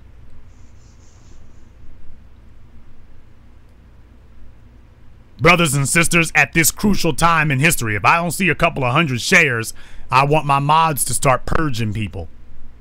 I'd rather have 30 people who are on point than 500 people who ain't. If you came to be a spectator, you can go.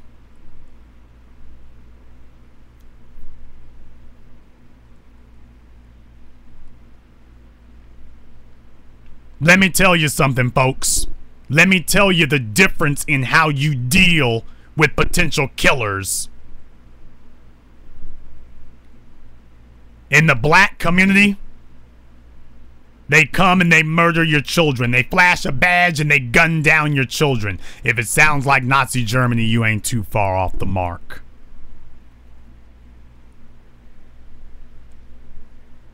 They gun down your children. What do the men do? What do the women do?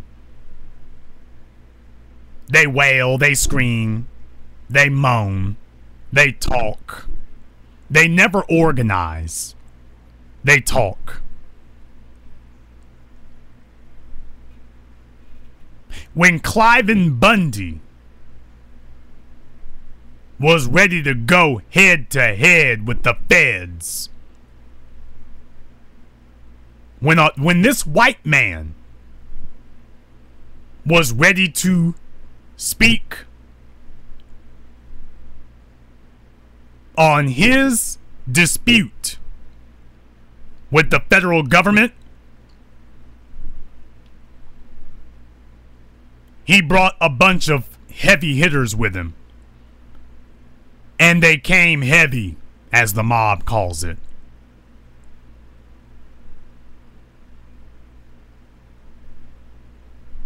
They came heavy.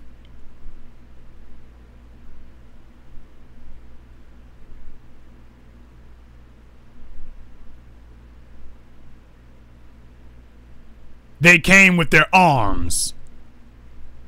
The Boy Scouts motto, be prepared. Because they understood how ruthless this government is. You know why?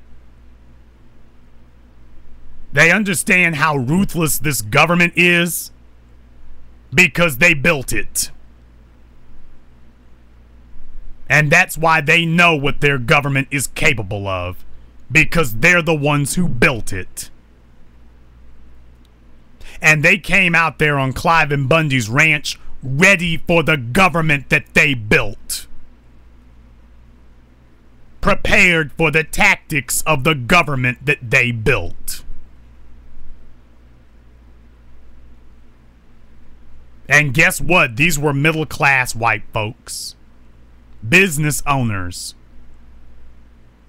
Because they see America as their empire. They got something to lose.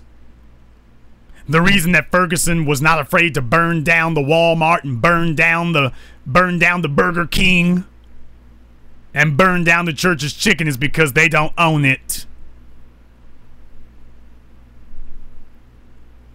They don't own it. And people who don't own anything don't care about anything. People who don't own anything don't give a damn what burns down.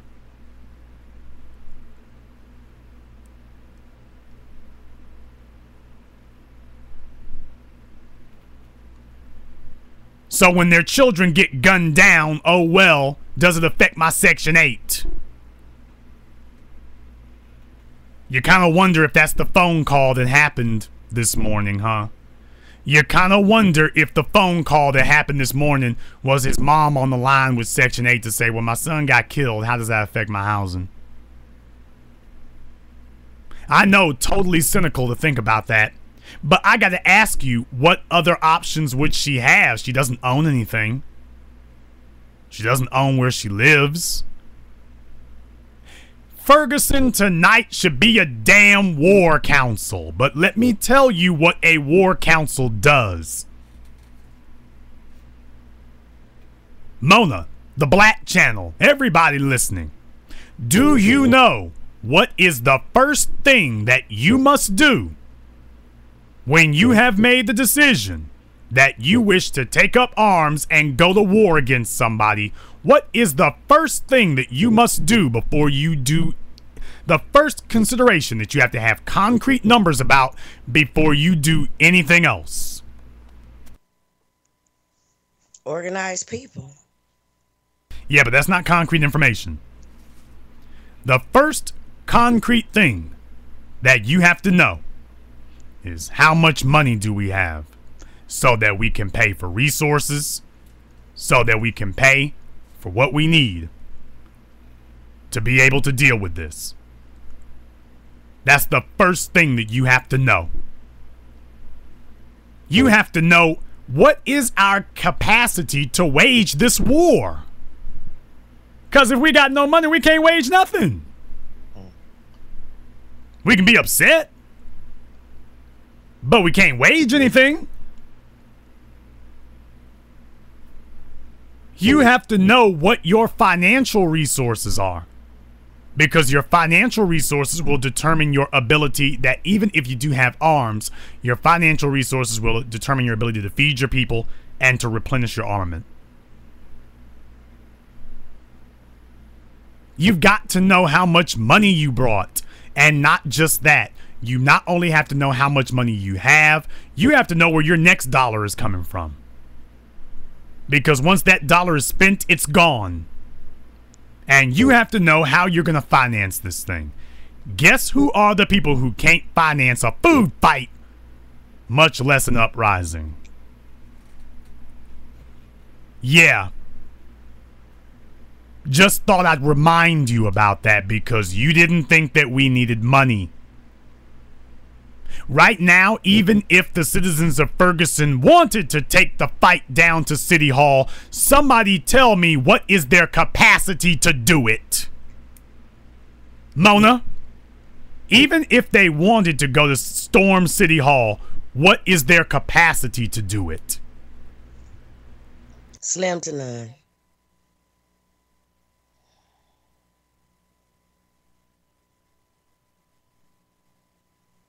You've got no money, no logistics, no resources, no hardware. But they've got the nicest shoes in Missouri, Lamona.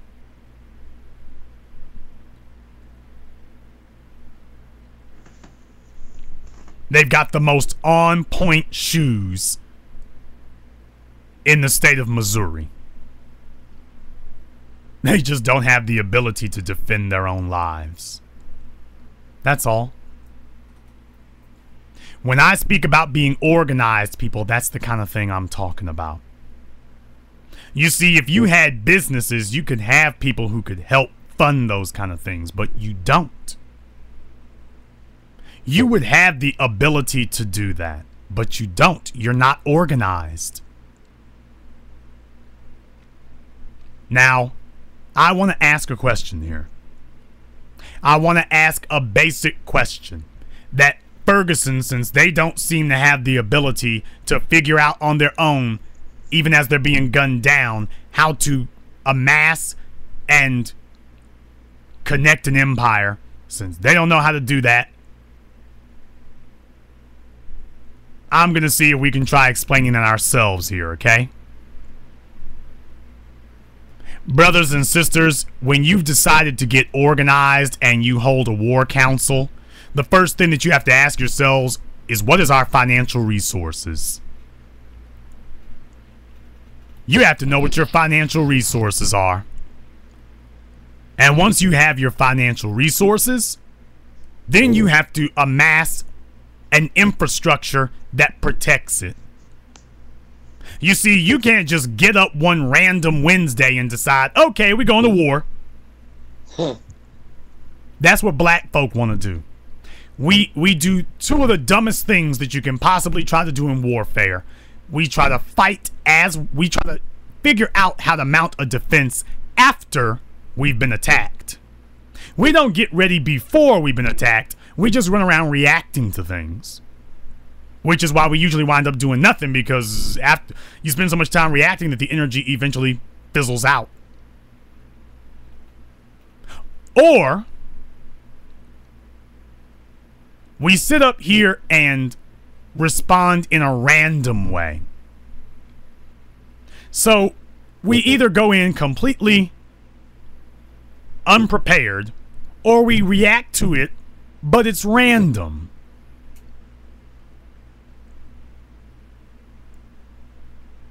No preparation. We're just reacting. And then can't figure out why this isn't working.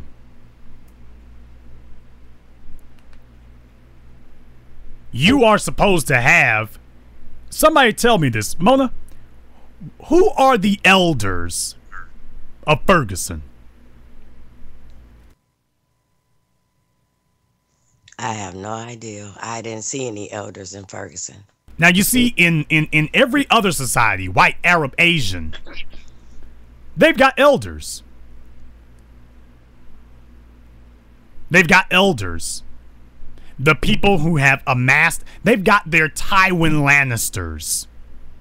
For those of you who are unfamiliar, look up Game of Thrones anyway. They've got their Daddy Warbucks. They've got individuals who've got resources and can say, okay, here's what we do to make sure that this kind of atrocity does not repeat itself. That's what they do. They've got individuals who say, let's amass some power, wealth, and influence, because that's the only way we can prevent this from happening again. They've got a group of older black people who are exercising and utilizing the money that they've amassed. I say these other groups of people have a group of elder people of their ethnic group who've amassed power, wealth, and influence and are now utilizing it for the benefit of the community. Show me in bastard baby-making society, where are your older black people who are utilizing their power, wealth, and influence to take control? If they burn down the rim shop and burn down the McDonald's and burn down the Burger King and burn down the Happy Fries, where is the group of black elders? Where are the church leaders who are there saying, okay, now that we've cleared them out, however we had to clear them out, we are going to do like the United States military. Clear, hold, build. Now that we've cleared them out, how can we hold it and how can we build? Will someone tell me, where are the black leaders, the black elders who are taking care of that? Where are they? I'd like to know. Mona, where are they in Los Angeles? Where are the religious leaders and the elders in Los Angeles and Compton and Watts who are supposed to be taking care of that to make sure you all have an infrastructure built? Where the hell are they? They're nowhere. We don't have that. And we don't have anybody willing to fight because single baby mamas have created a bunch of pretty boys that are afraid to get a black eye or afraid to get their arm broke. We never were a generation that let anybody hurt any one of us. We didn't know what the problem was. We're so whitewashed. White people be, oh God, what's the problem? What's going on here? We saw something happening to our people. We jumped in and asked questions later. We don't have that. A bunch of scary people that will fight each other, kill each other in the streets. But they don't have anything else for white supremacy. They don't have anything else, to help their own people. We don't have it. And the only time somebody wants you to rally around them is when it happens to them, when it becomes personal. We just don't have it. And if you talk about it and you're really sincere, they think you're crazy. Or I don't want to die. I watched the video yesterday, and the guy said that black people have a psychological syndrome called fight and flight. They are so afraid of the police that they're waiting for somebody else to strike first, and then they will, come behind you. So the next time that you complain about why wasn't somebody helping, why don't you start it off first? But back in my day, if I ran up and seen Jason was getting attacked, I don't even know Jason. I'm jumping in, and somebody's coming behind me, and it's like 1, 2, 3 knockout, and then we disperse. We find out what happened later. We don't have that anymore. A bunch of poop butts, a bunch of internet gangsters, and they talk a lot. They're not going to do anything. But what they're doing now.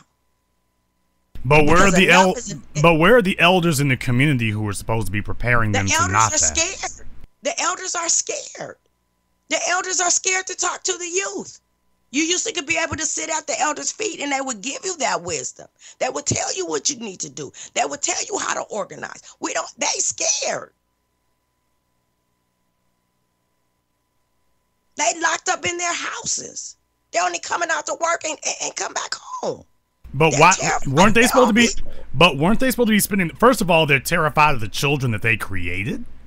Yes. Wow, isn't that quite a horrific testament about their lives?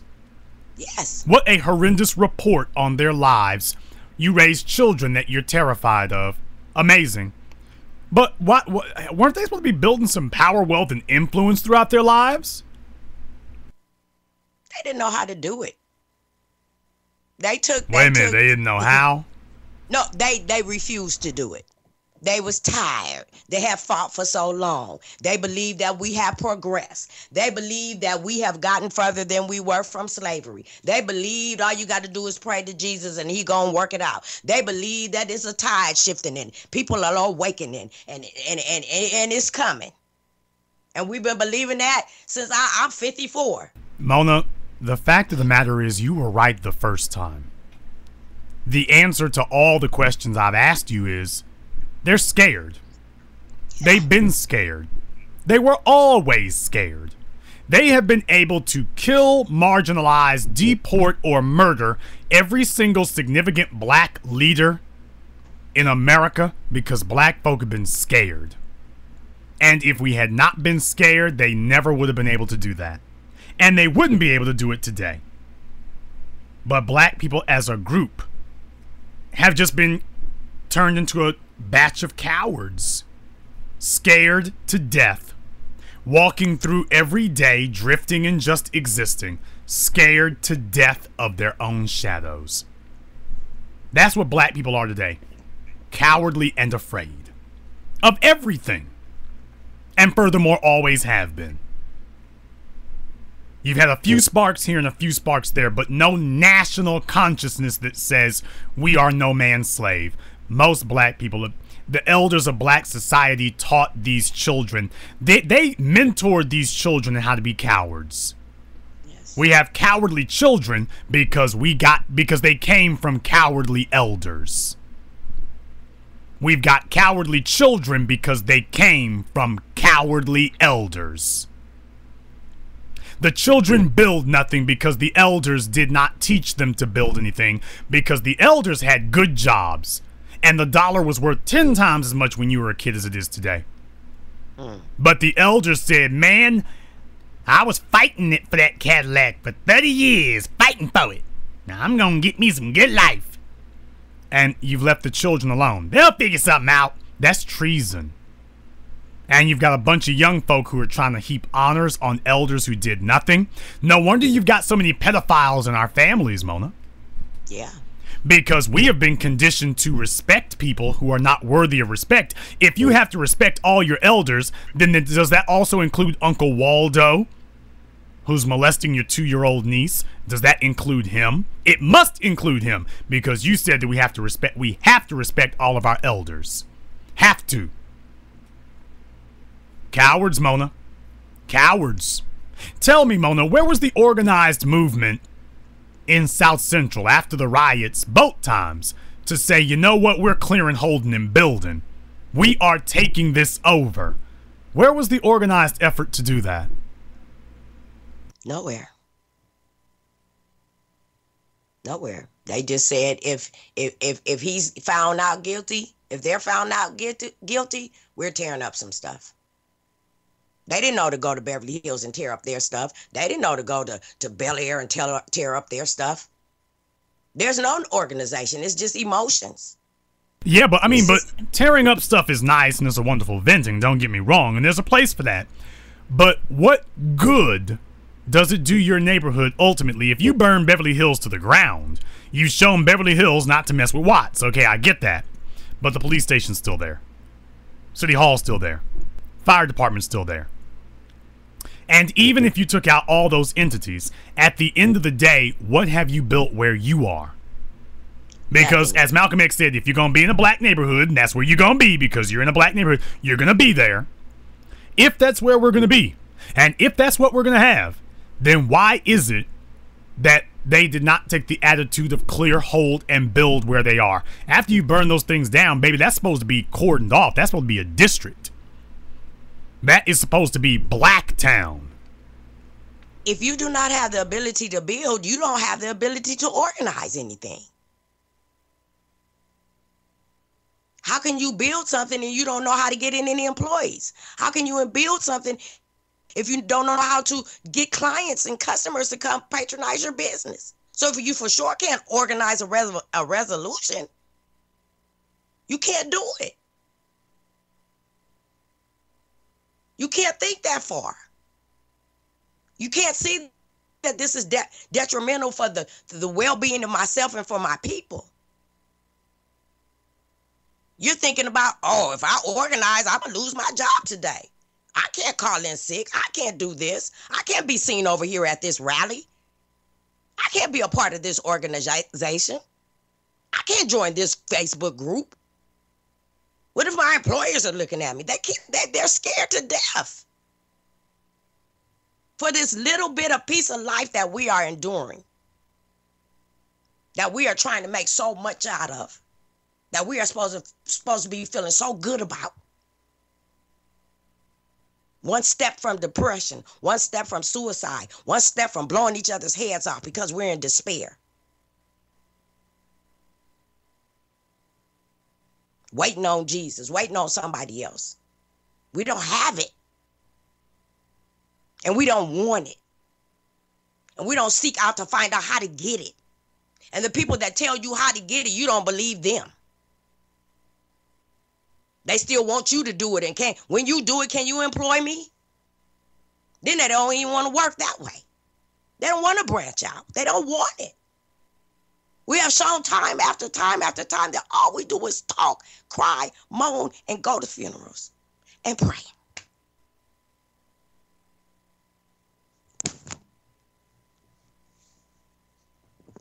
Everybody wants to offer up an excuse and a diversion.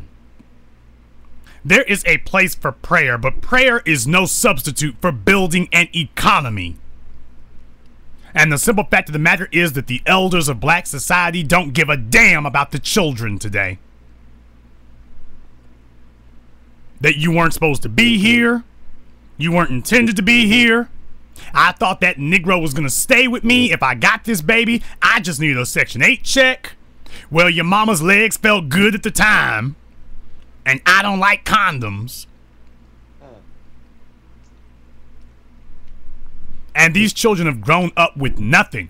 If you are a teenager in Ferguson, you ought to go find someone from the civil rights generation there.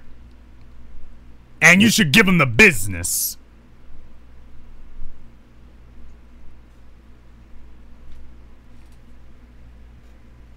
You should give them the business.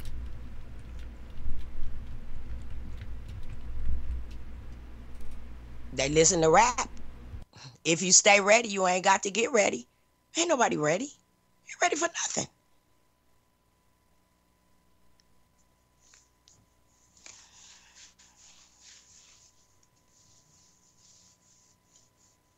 We might as well stop crying. We might as well stop saying anything. If you have no economy, you have no money, you have no businesses, you're just sitting ducks. Yeah. And you have frog marched your children out to be executed. They're sitting ducks. What do they have to protect themselves with? The police know that they can gun down black children with impunity because there is no organized community to come against them, and a community's foundation is its economy.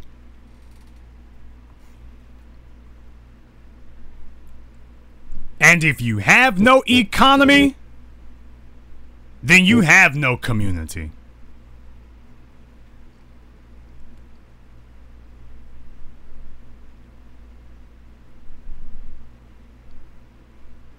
This is why we're in the situation that we're in tonight, people. This is why it's happened the way that it has. Go check out the economy of Ferguson. Hell, go check out the economy of St. Louis. Then move on up north and go check out the economy of East St. Louis.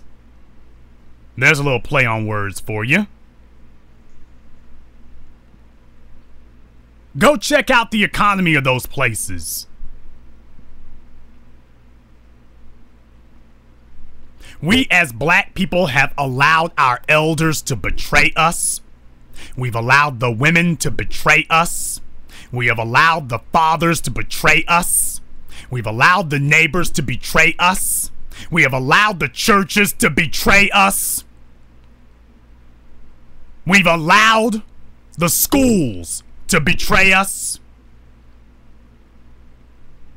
And we've allowed ourselves to betray us. And I am saying tonight no more. I asked a question a few days ago on Facebook, and I asked it for a reason, and I asked it again tonight. How many people does it take? How many black people does it take to build an economy? How many? And I want to give you all the answer tonight. How many black people does it take to build an economy? The answer is 4. Seriously? Yes. The answer is 4.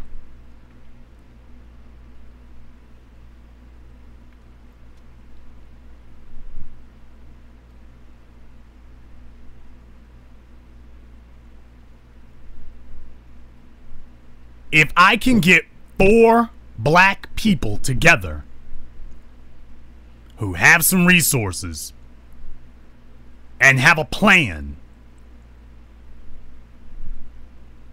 we can start from there. TBA, why do you say that? In every community, what are the 4 basic things that every community needs? Shelter, water, food. Well, food and water go into the category of food, to be totally honest. You gotta have food. You gotta have clothing. Housing. You gotta have shelter. Yeah.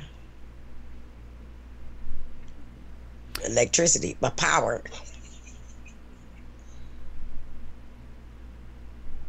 Food, shelter, clothing, water. Yeah. Utilities. And money. Shit. You have to have those things available. We need to have, one of the black folk needs to build a housing complex. You have to, one of those black folks should be building real estate, land.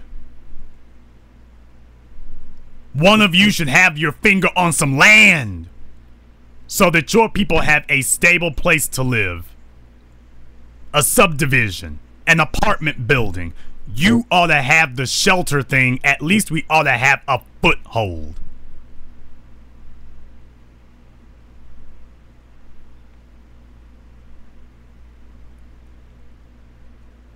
One of you ought to have a grocery store. A modern... Let me thump this damn microphone. Might bend my damn diaphragm in there. Is this thing on? One of you ought to own the grocery store. Now, maybe it doesn't have to be, you know, this Walmart mega center. No, it doesn't need to be that. But it ought to be a big, clean, modern, up-to-date facility. And that's going to cost you about $500,000. It ought to be a big, modern, clean, up-to-date, well-lit facility. And that goes under modern, people. We're not going to sit here and take the feed store and turn that into a grocery store. You need to build one from the ground up. That apartment building, that subdivision needs to be built from the ground up to our specifications. Why is that? Because we need to start building our own culture, and the grocery store ought to look like Africans own it. You see, people, the work has been handed down from Dr. John Henry Clark and Joseph Ben Yakanan. The work has been handed down. They taught us and young men like me about nation building. And that's what I'm describing to you all tonight.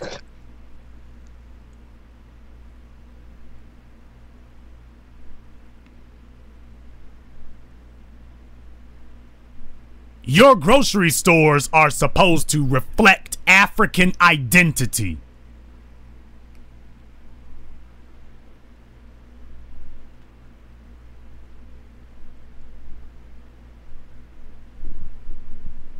And your homes are supposed to reflect African architecture. And I'm talking about from Egypt all the way to the Horn. It is supposed to reflect our sensibilities as Africans. A lot of you don't even know what I mean by that, by the way.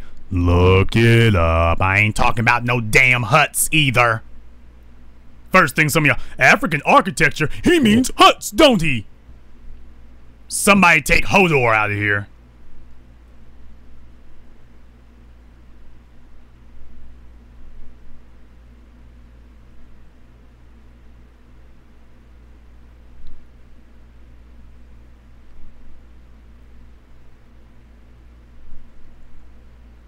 You are supposed to have a grocery store that provides that.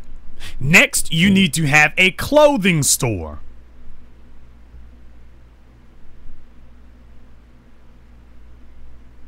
You do not have that. Will someone please tell me where the national black clothing chain is? Tell me. I'll wait. Mona? Anybody? We don't have one. So when it's time for us to even get our own clothing, we cannot look to our people for that.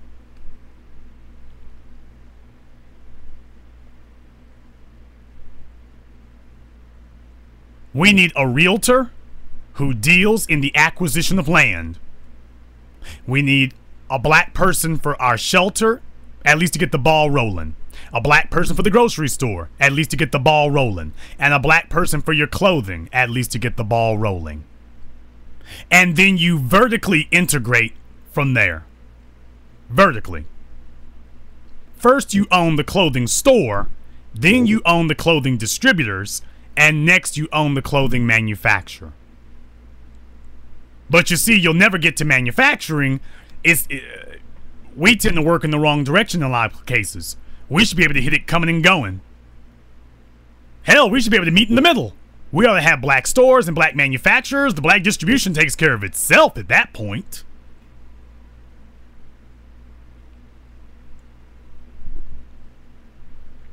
Zulu was in the chat room talking about how architecture affects our senses. You see, we don't have an African identity.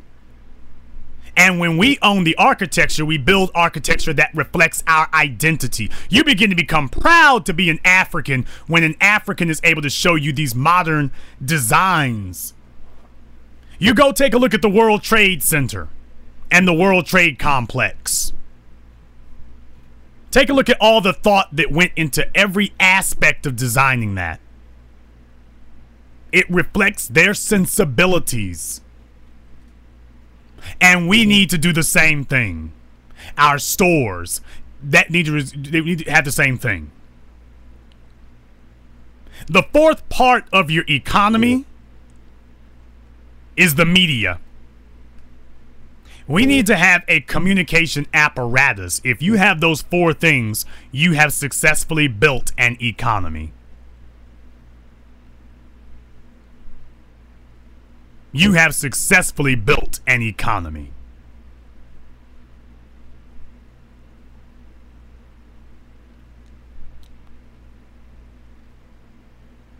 And guess what? We don't have any of those things.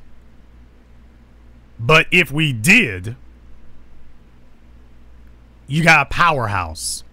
Now, what is the next thing that our four anchor businesses do? What's the next thing that they do? The next thing, our four pillars of our economy here. We just need four people. What do those four people do next? Next thing you do is you go down to that church. And we make it very clear to Pastor Cornbread and Pastor Pork Chop that, Negro, we got the money to crush you now. We've got the resources to crush you now.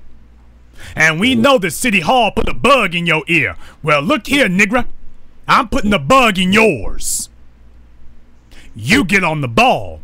And this Sunday's sermon is going to be about white supremacy and how to stop it. And if your sermon is not about that, we gonna start doing some things to get you the hell out of here. Because just like we built that grocery store, and just like we built that apartment complex, and just like we built that TV station, Mona, what can you do next?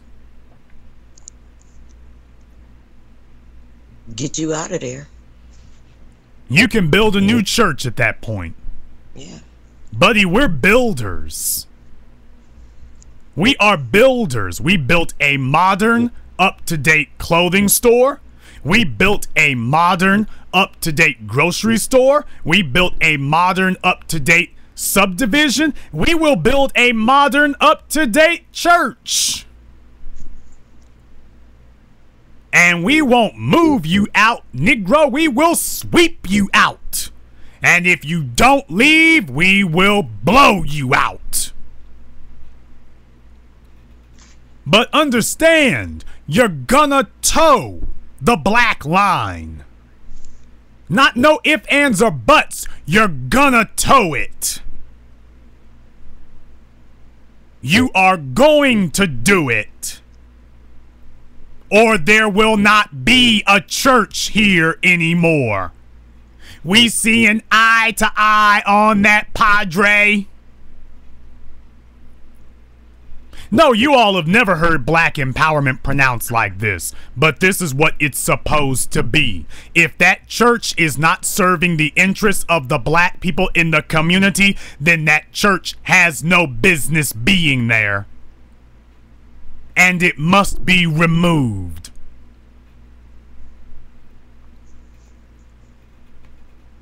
No, you've never heard anybody tell you that before.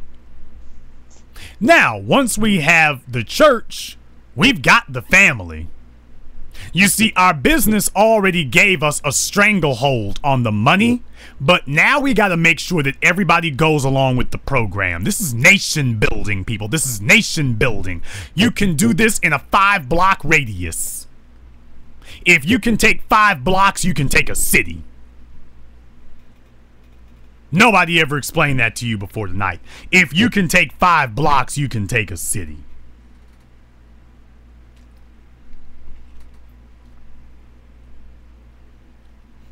Once we have the church, that is the place where people will gather and you will give them the community's ideology. And the pastor will disseminate the ideology of black empowerment. And if he refuses to do so, he will no longer be pastor. You will get with the church elders and you will say that he must be uninstalled. And we will get a pastor that we chose and we picked. Who's we? The elders of the church? Nah, y'all ain't doing too good picking pastors. The guys who own the grocery store and the apartment complex and the clothing store. We'll take and the realtor. We'll take care of all that from here. And the TV station. We'll take care of picking the next pastor. Cause y'all's track record ain't so good. So we'll take care of that for you. Y'all just go collect them tithes. Oh, I'm sorry. You want us to give for the tithes, don't you? Yeah, you were depending on me and my business for the tithes. You know what you do to a church, Mona, that doesn't do your bidding? When you're a business owner, you drop a check for $10,000. When you're a business owner, next Sunday we drop a check for $20,000. We tell Pastor Cornbread, you're not talking about what we need to talk about, brother. Well, brother, the Bible says that. You're not talking about what we need to talk about, you ex-pimp con man son of a bastard. Now, let me explain this to you, Rico. Next Sunday's sermon is going to sound like Jason Black, and if it doesn't, things are going to change quickly. We show up next Sunday, Pastor Cornbread is still talking about pray to Jesus for your rent. This Sunday, my tithe check is $10. Not $10,000, it's $10. And I get with the grocery store and the clothing store. You see, we all were given $10,000 a week.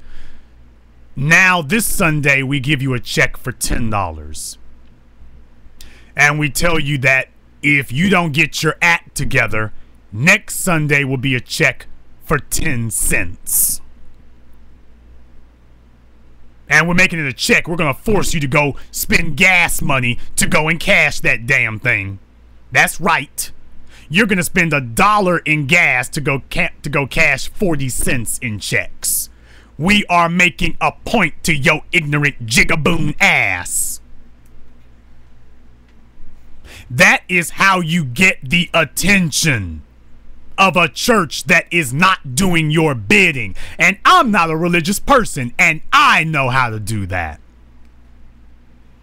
See, you all never had your pastors and your parents. Your parents have betrayed you. You never had them explain that this is what black empowerment looks like. You do not ask the church to preach black empowerment. You instruct your church to teach black empowerment. And if they do not, then there will be consequences for refusing to do so. Next thing you know, he's getting uninstalled. And if it's his church that he made, you leave that jigaboon where he is. And you build a brand new spanking church directly across the street. Because as you know, Mona, there's always dissension at the church. Yes. Getting the choir director is no problem. Please. Those are mercenaries. You can have that whole damn church cleared out in 2 weeks. I know. I've seen it done. I've helped. TBA? Yes, I have. I've helped clear out buildings. I've worked for the biggest corporations in this country. I've seen them wipe out the little guy. I've watched them do it decade after decade, and I learned a lot. And unlike regular businesses, your church does not have antitrust protection. Oh! Pastor Cornbread is about to take it hard on the chin.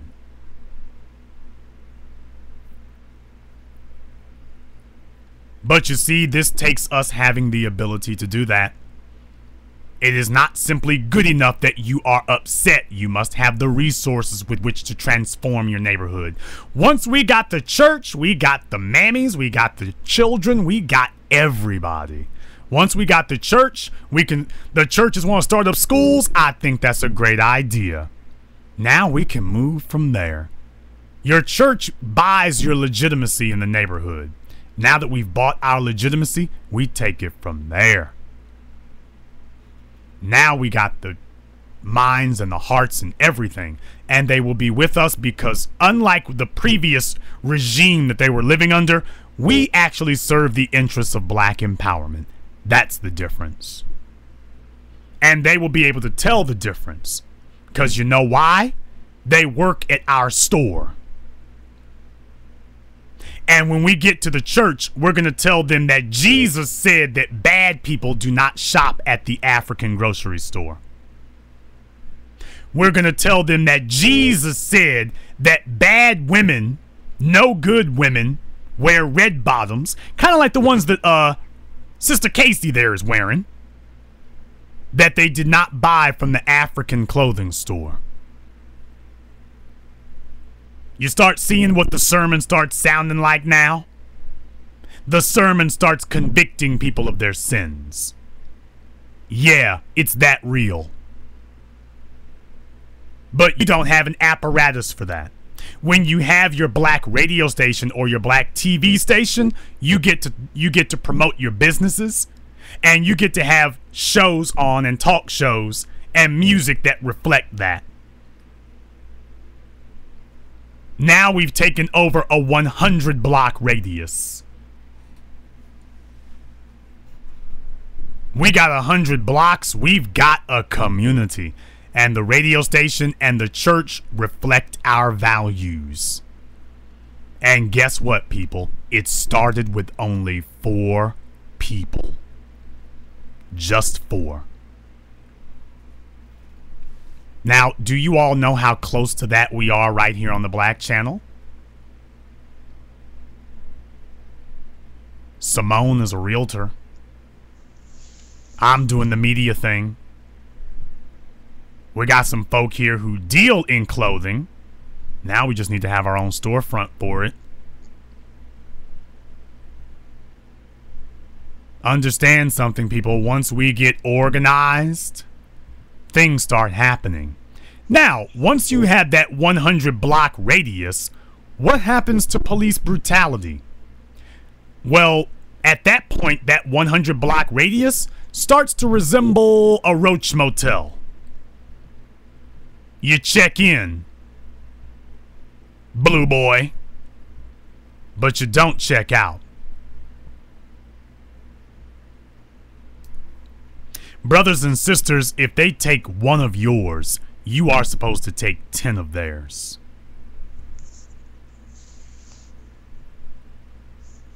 I said that and I will repeat that. If they take one of yours, you are supposed to take 10, 20 of theirs. And the code.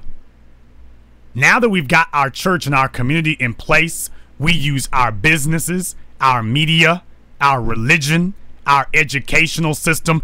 We teach the little children in school that there is a code in this community. Oh, I'm not religious, but I'm having church in here tonight. We teach the little children that there is a code in Blacktown. And if little Billy breaks the code, little Billy gotta leave. Little Billy's mammy got to go. Not tomorrow night, Wench. You got to go tonight.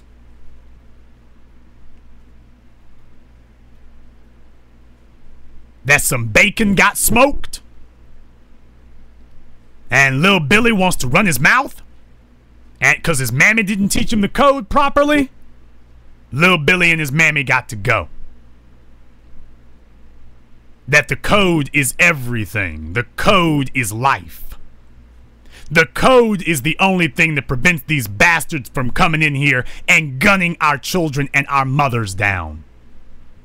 And that is why we live by the code. Because you cannot live without the code. That you let your friends know that I don't go shopping at the mall anymore. I only shop at the Black Wall Street.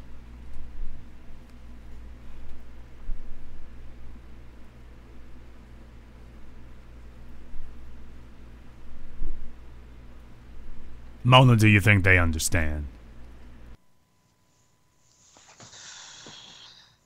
We're an intelligent black society. Yes, I believe they understand.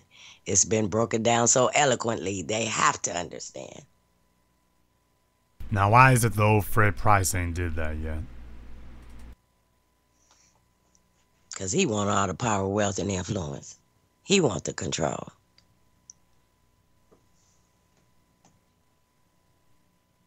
If they start branching out on their own, that's less more money for him.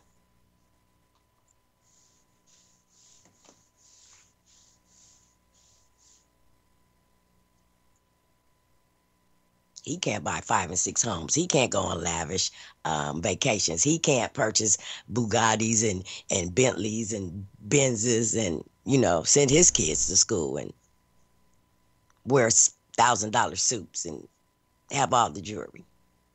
Eat out every night.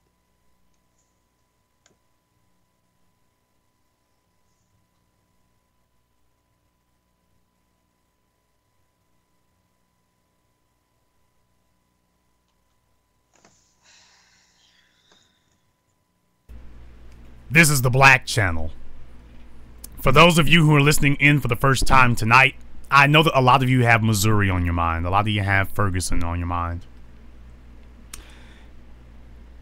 And you have your eyes on the situation in the St. Louis area. But what I want to tell you is that that is a waste of time and energy and resources. Why? Because you are not actually discussing the answer.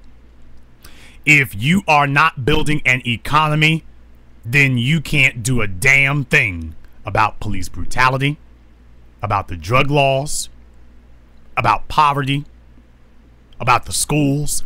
You aren't gonna fix anything if you did not bring power, wealth, and influence. Nothing changes.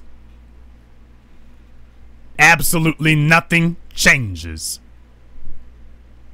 if you are unwilling to deal with that. You cannot fix the problem at all. I've explained to you all tonight that their control of the media, they had a media blackout nationally. The national media was not talking about the rioting going on there in Ferguson. Right outside St. Louis, and they're not saying anything about it nationally. There was no coverage. Why? There was no coverage because they wanted to show you that they can black out the media immediately. And if they wanted to march in and annihilate you, they could. They wanted to show you that those are not your housing projects. Those are their housing projects. You just stay there. For now.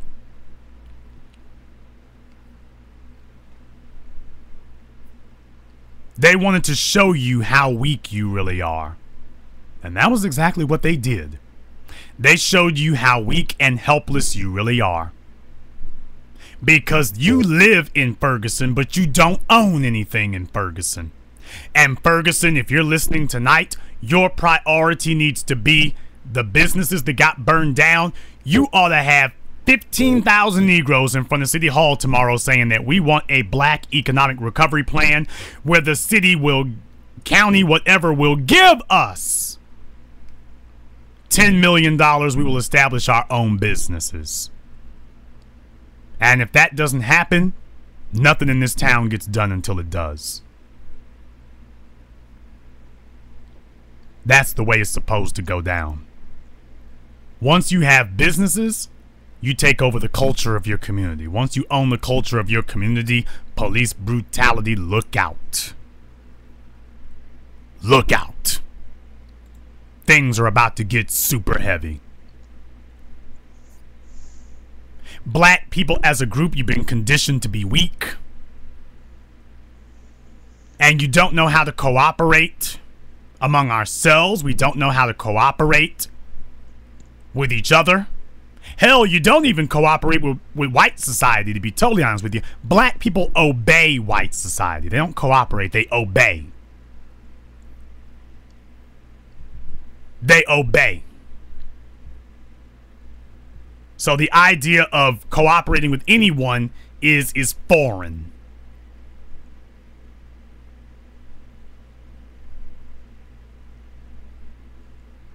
I did this broadcast tonight because it is essential that you all understand that the reason I'm not talking about Ferguson like that while everybody else is fixating on it is because I'm done talking.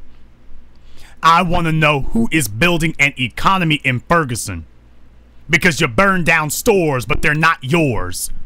And you burn down restaurants, but they're not yours. And you're stealing shoes, but they're not yours.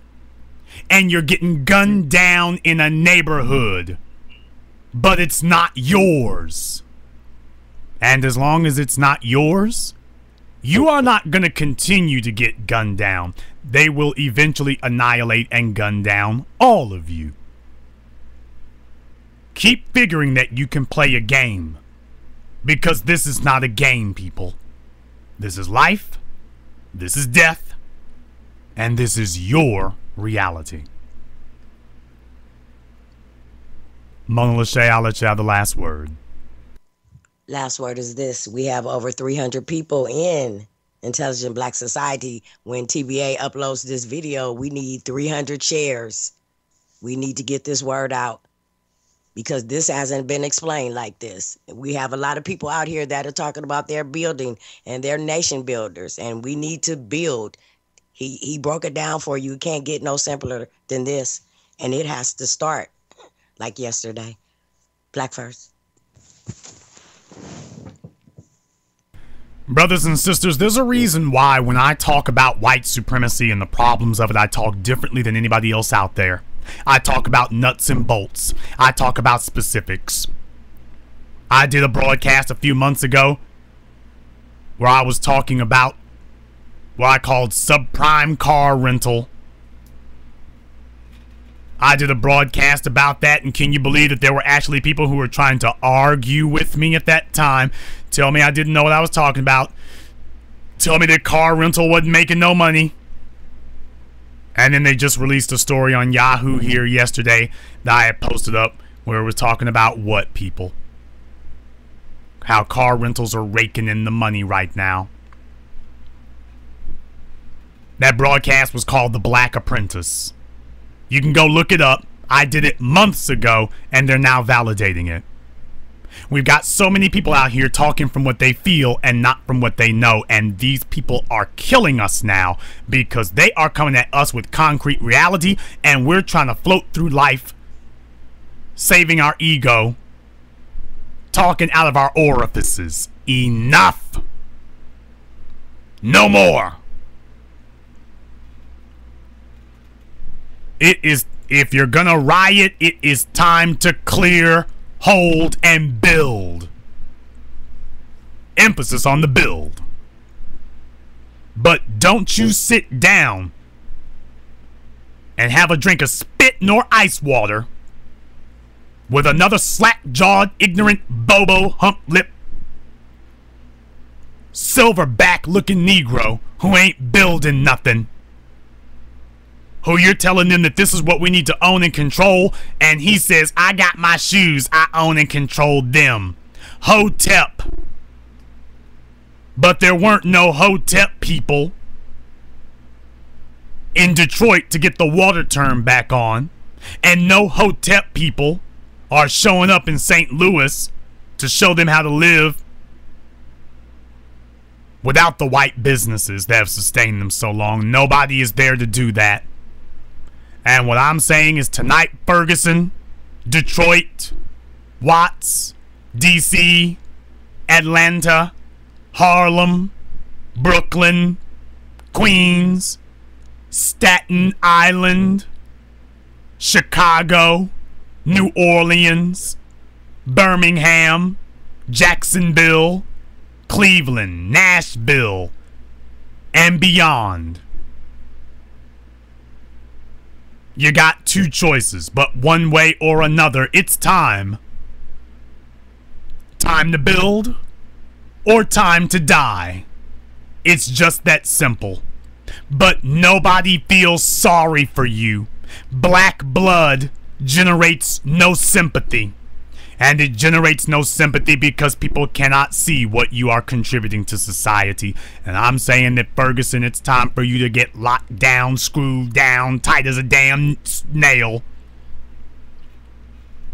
that you all need to be on power, wealth, and influence to the exclusion of all other things. And it's time to get it and get after it. You need to get together with 4 other black men, 4 other black women, and say, we need to start building. And if that person does not immediately respond to you positively, leave them! Leave their ass where they at, and go find somebody who will. And if you can't find nobody there who will, get the hell out. Leave them all to perish. That is what you do. This is the century of black empowerment, and everybody who's not squarely on board with that is no longer fit to survive. It's really just that simple. No remorse, no regrets, no mercy, no excuses, no joking.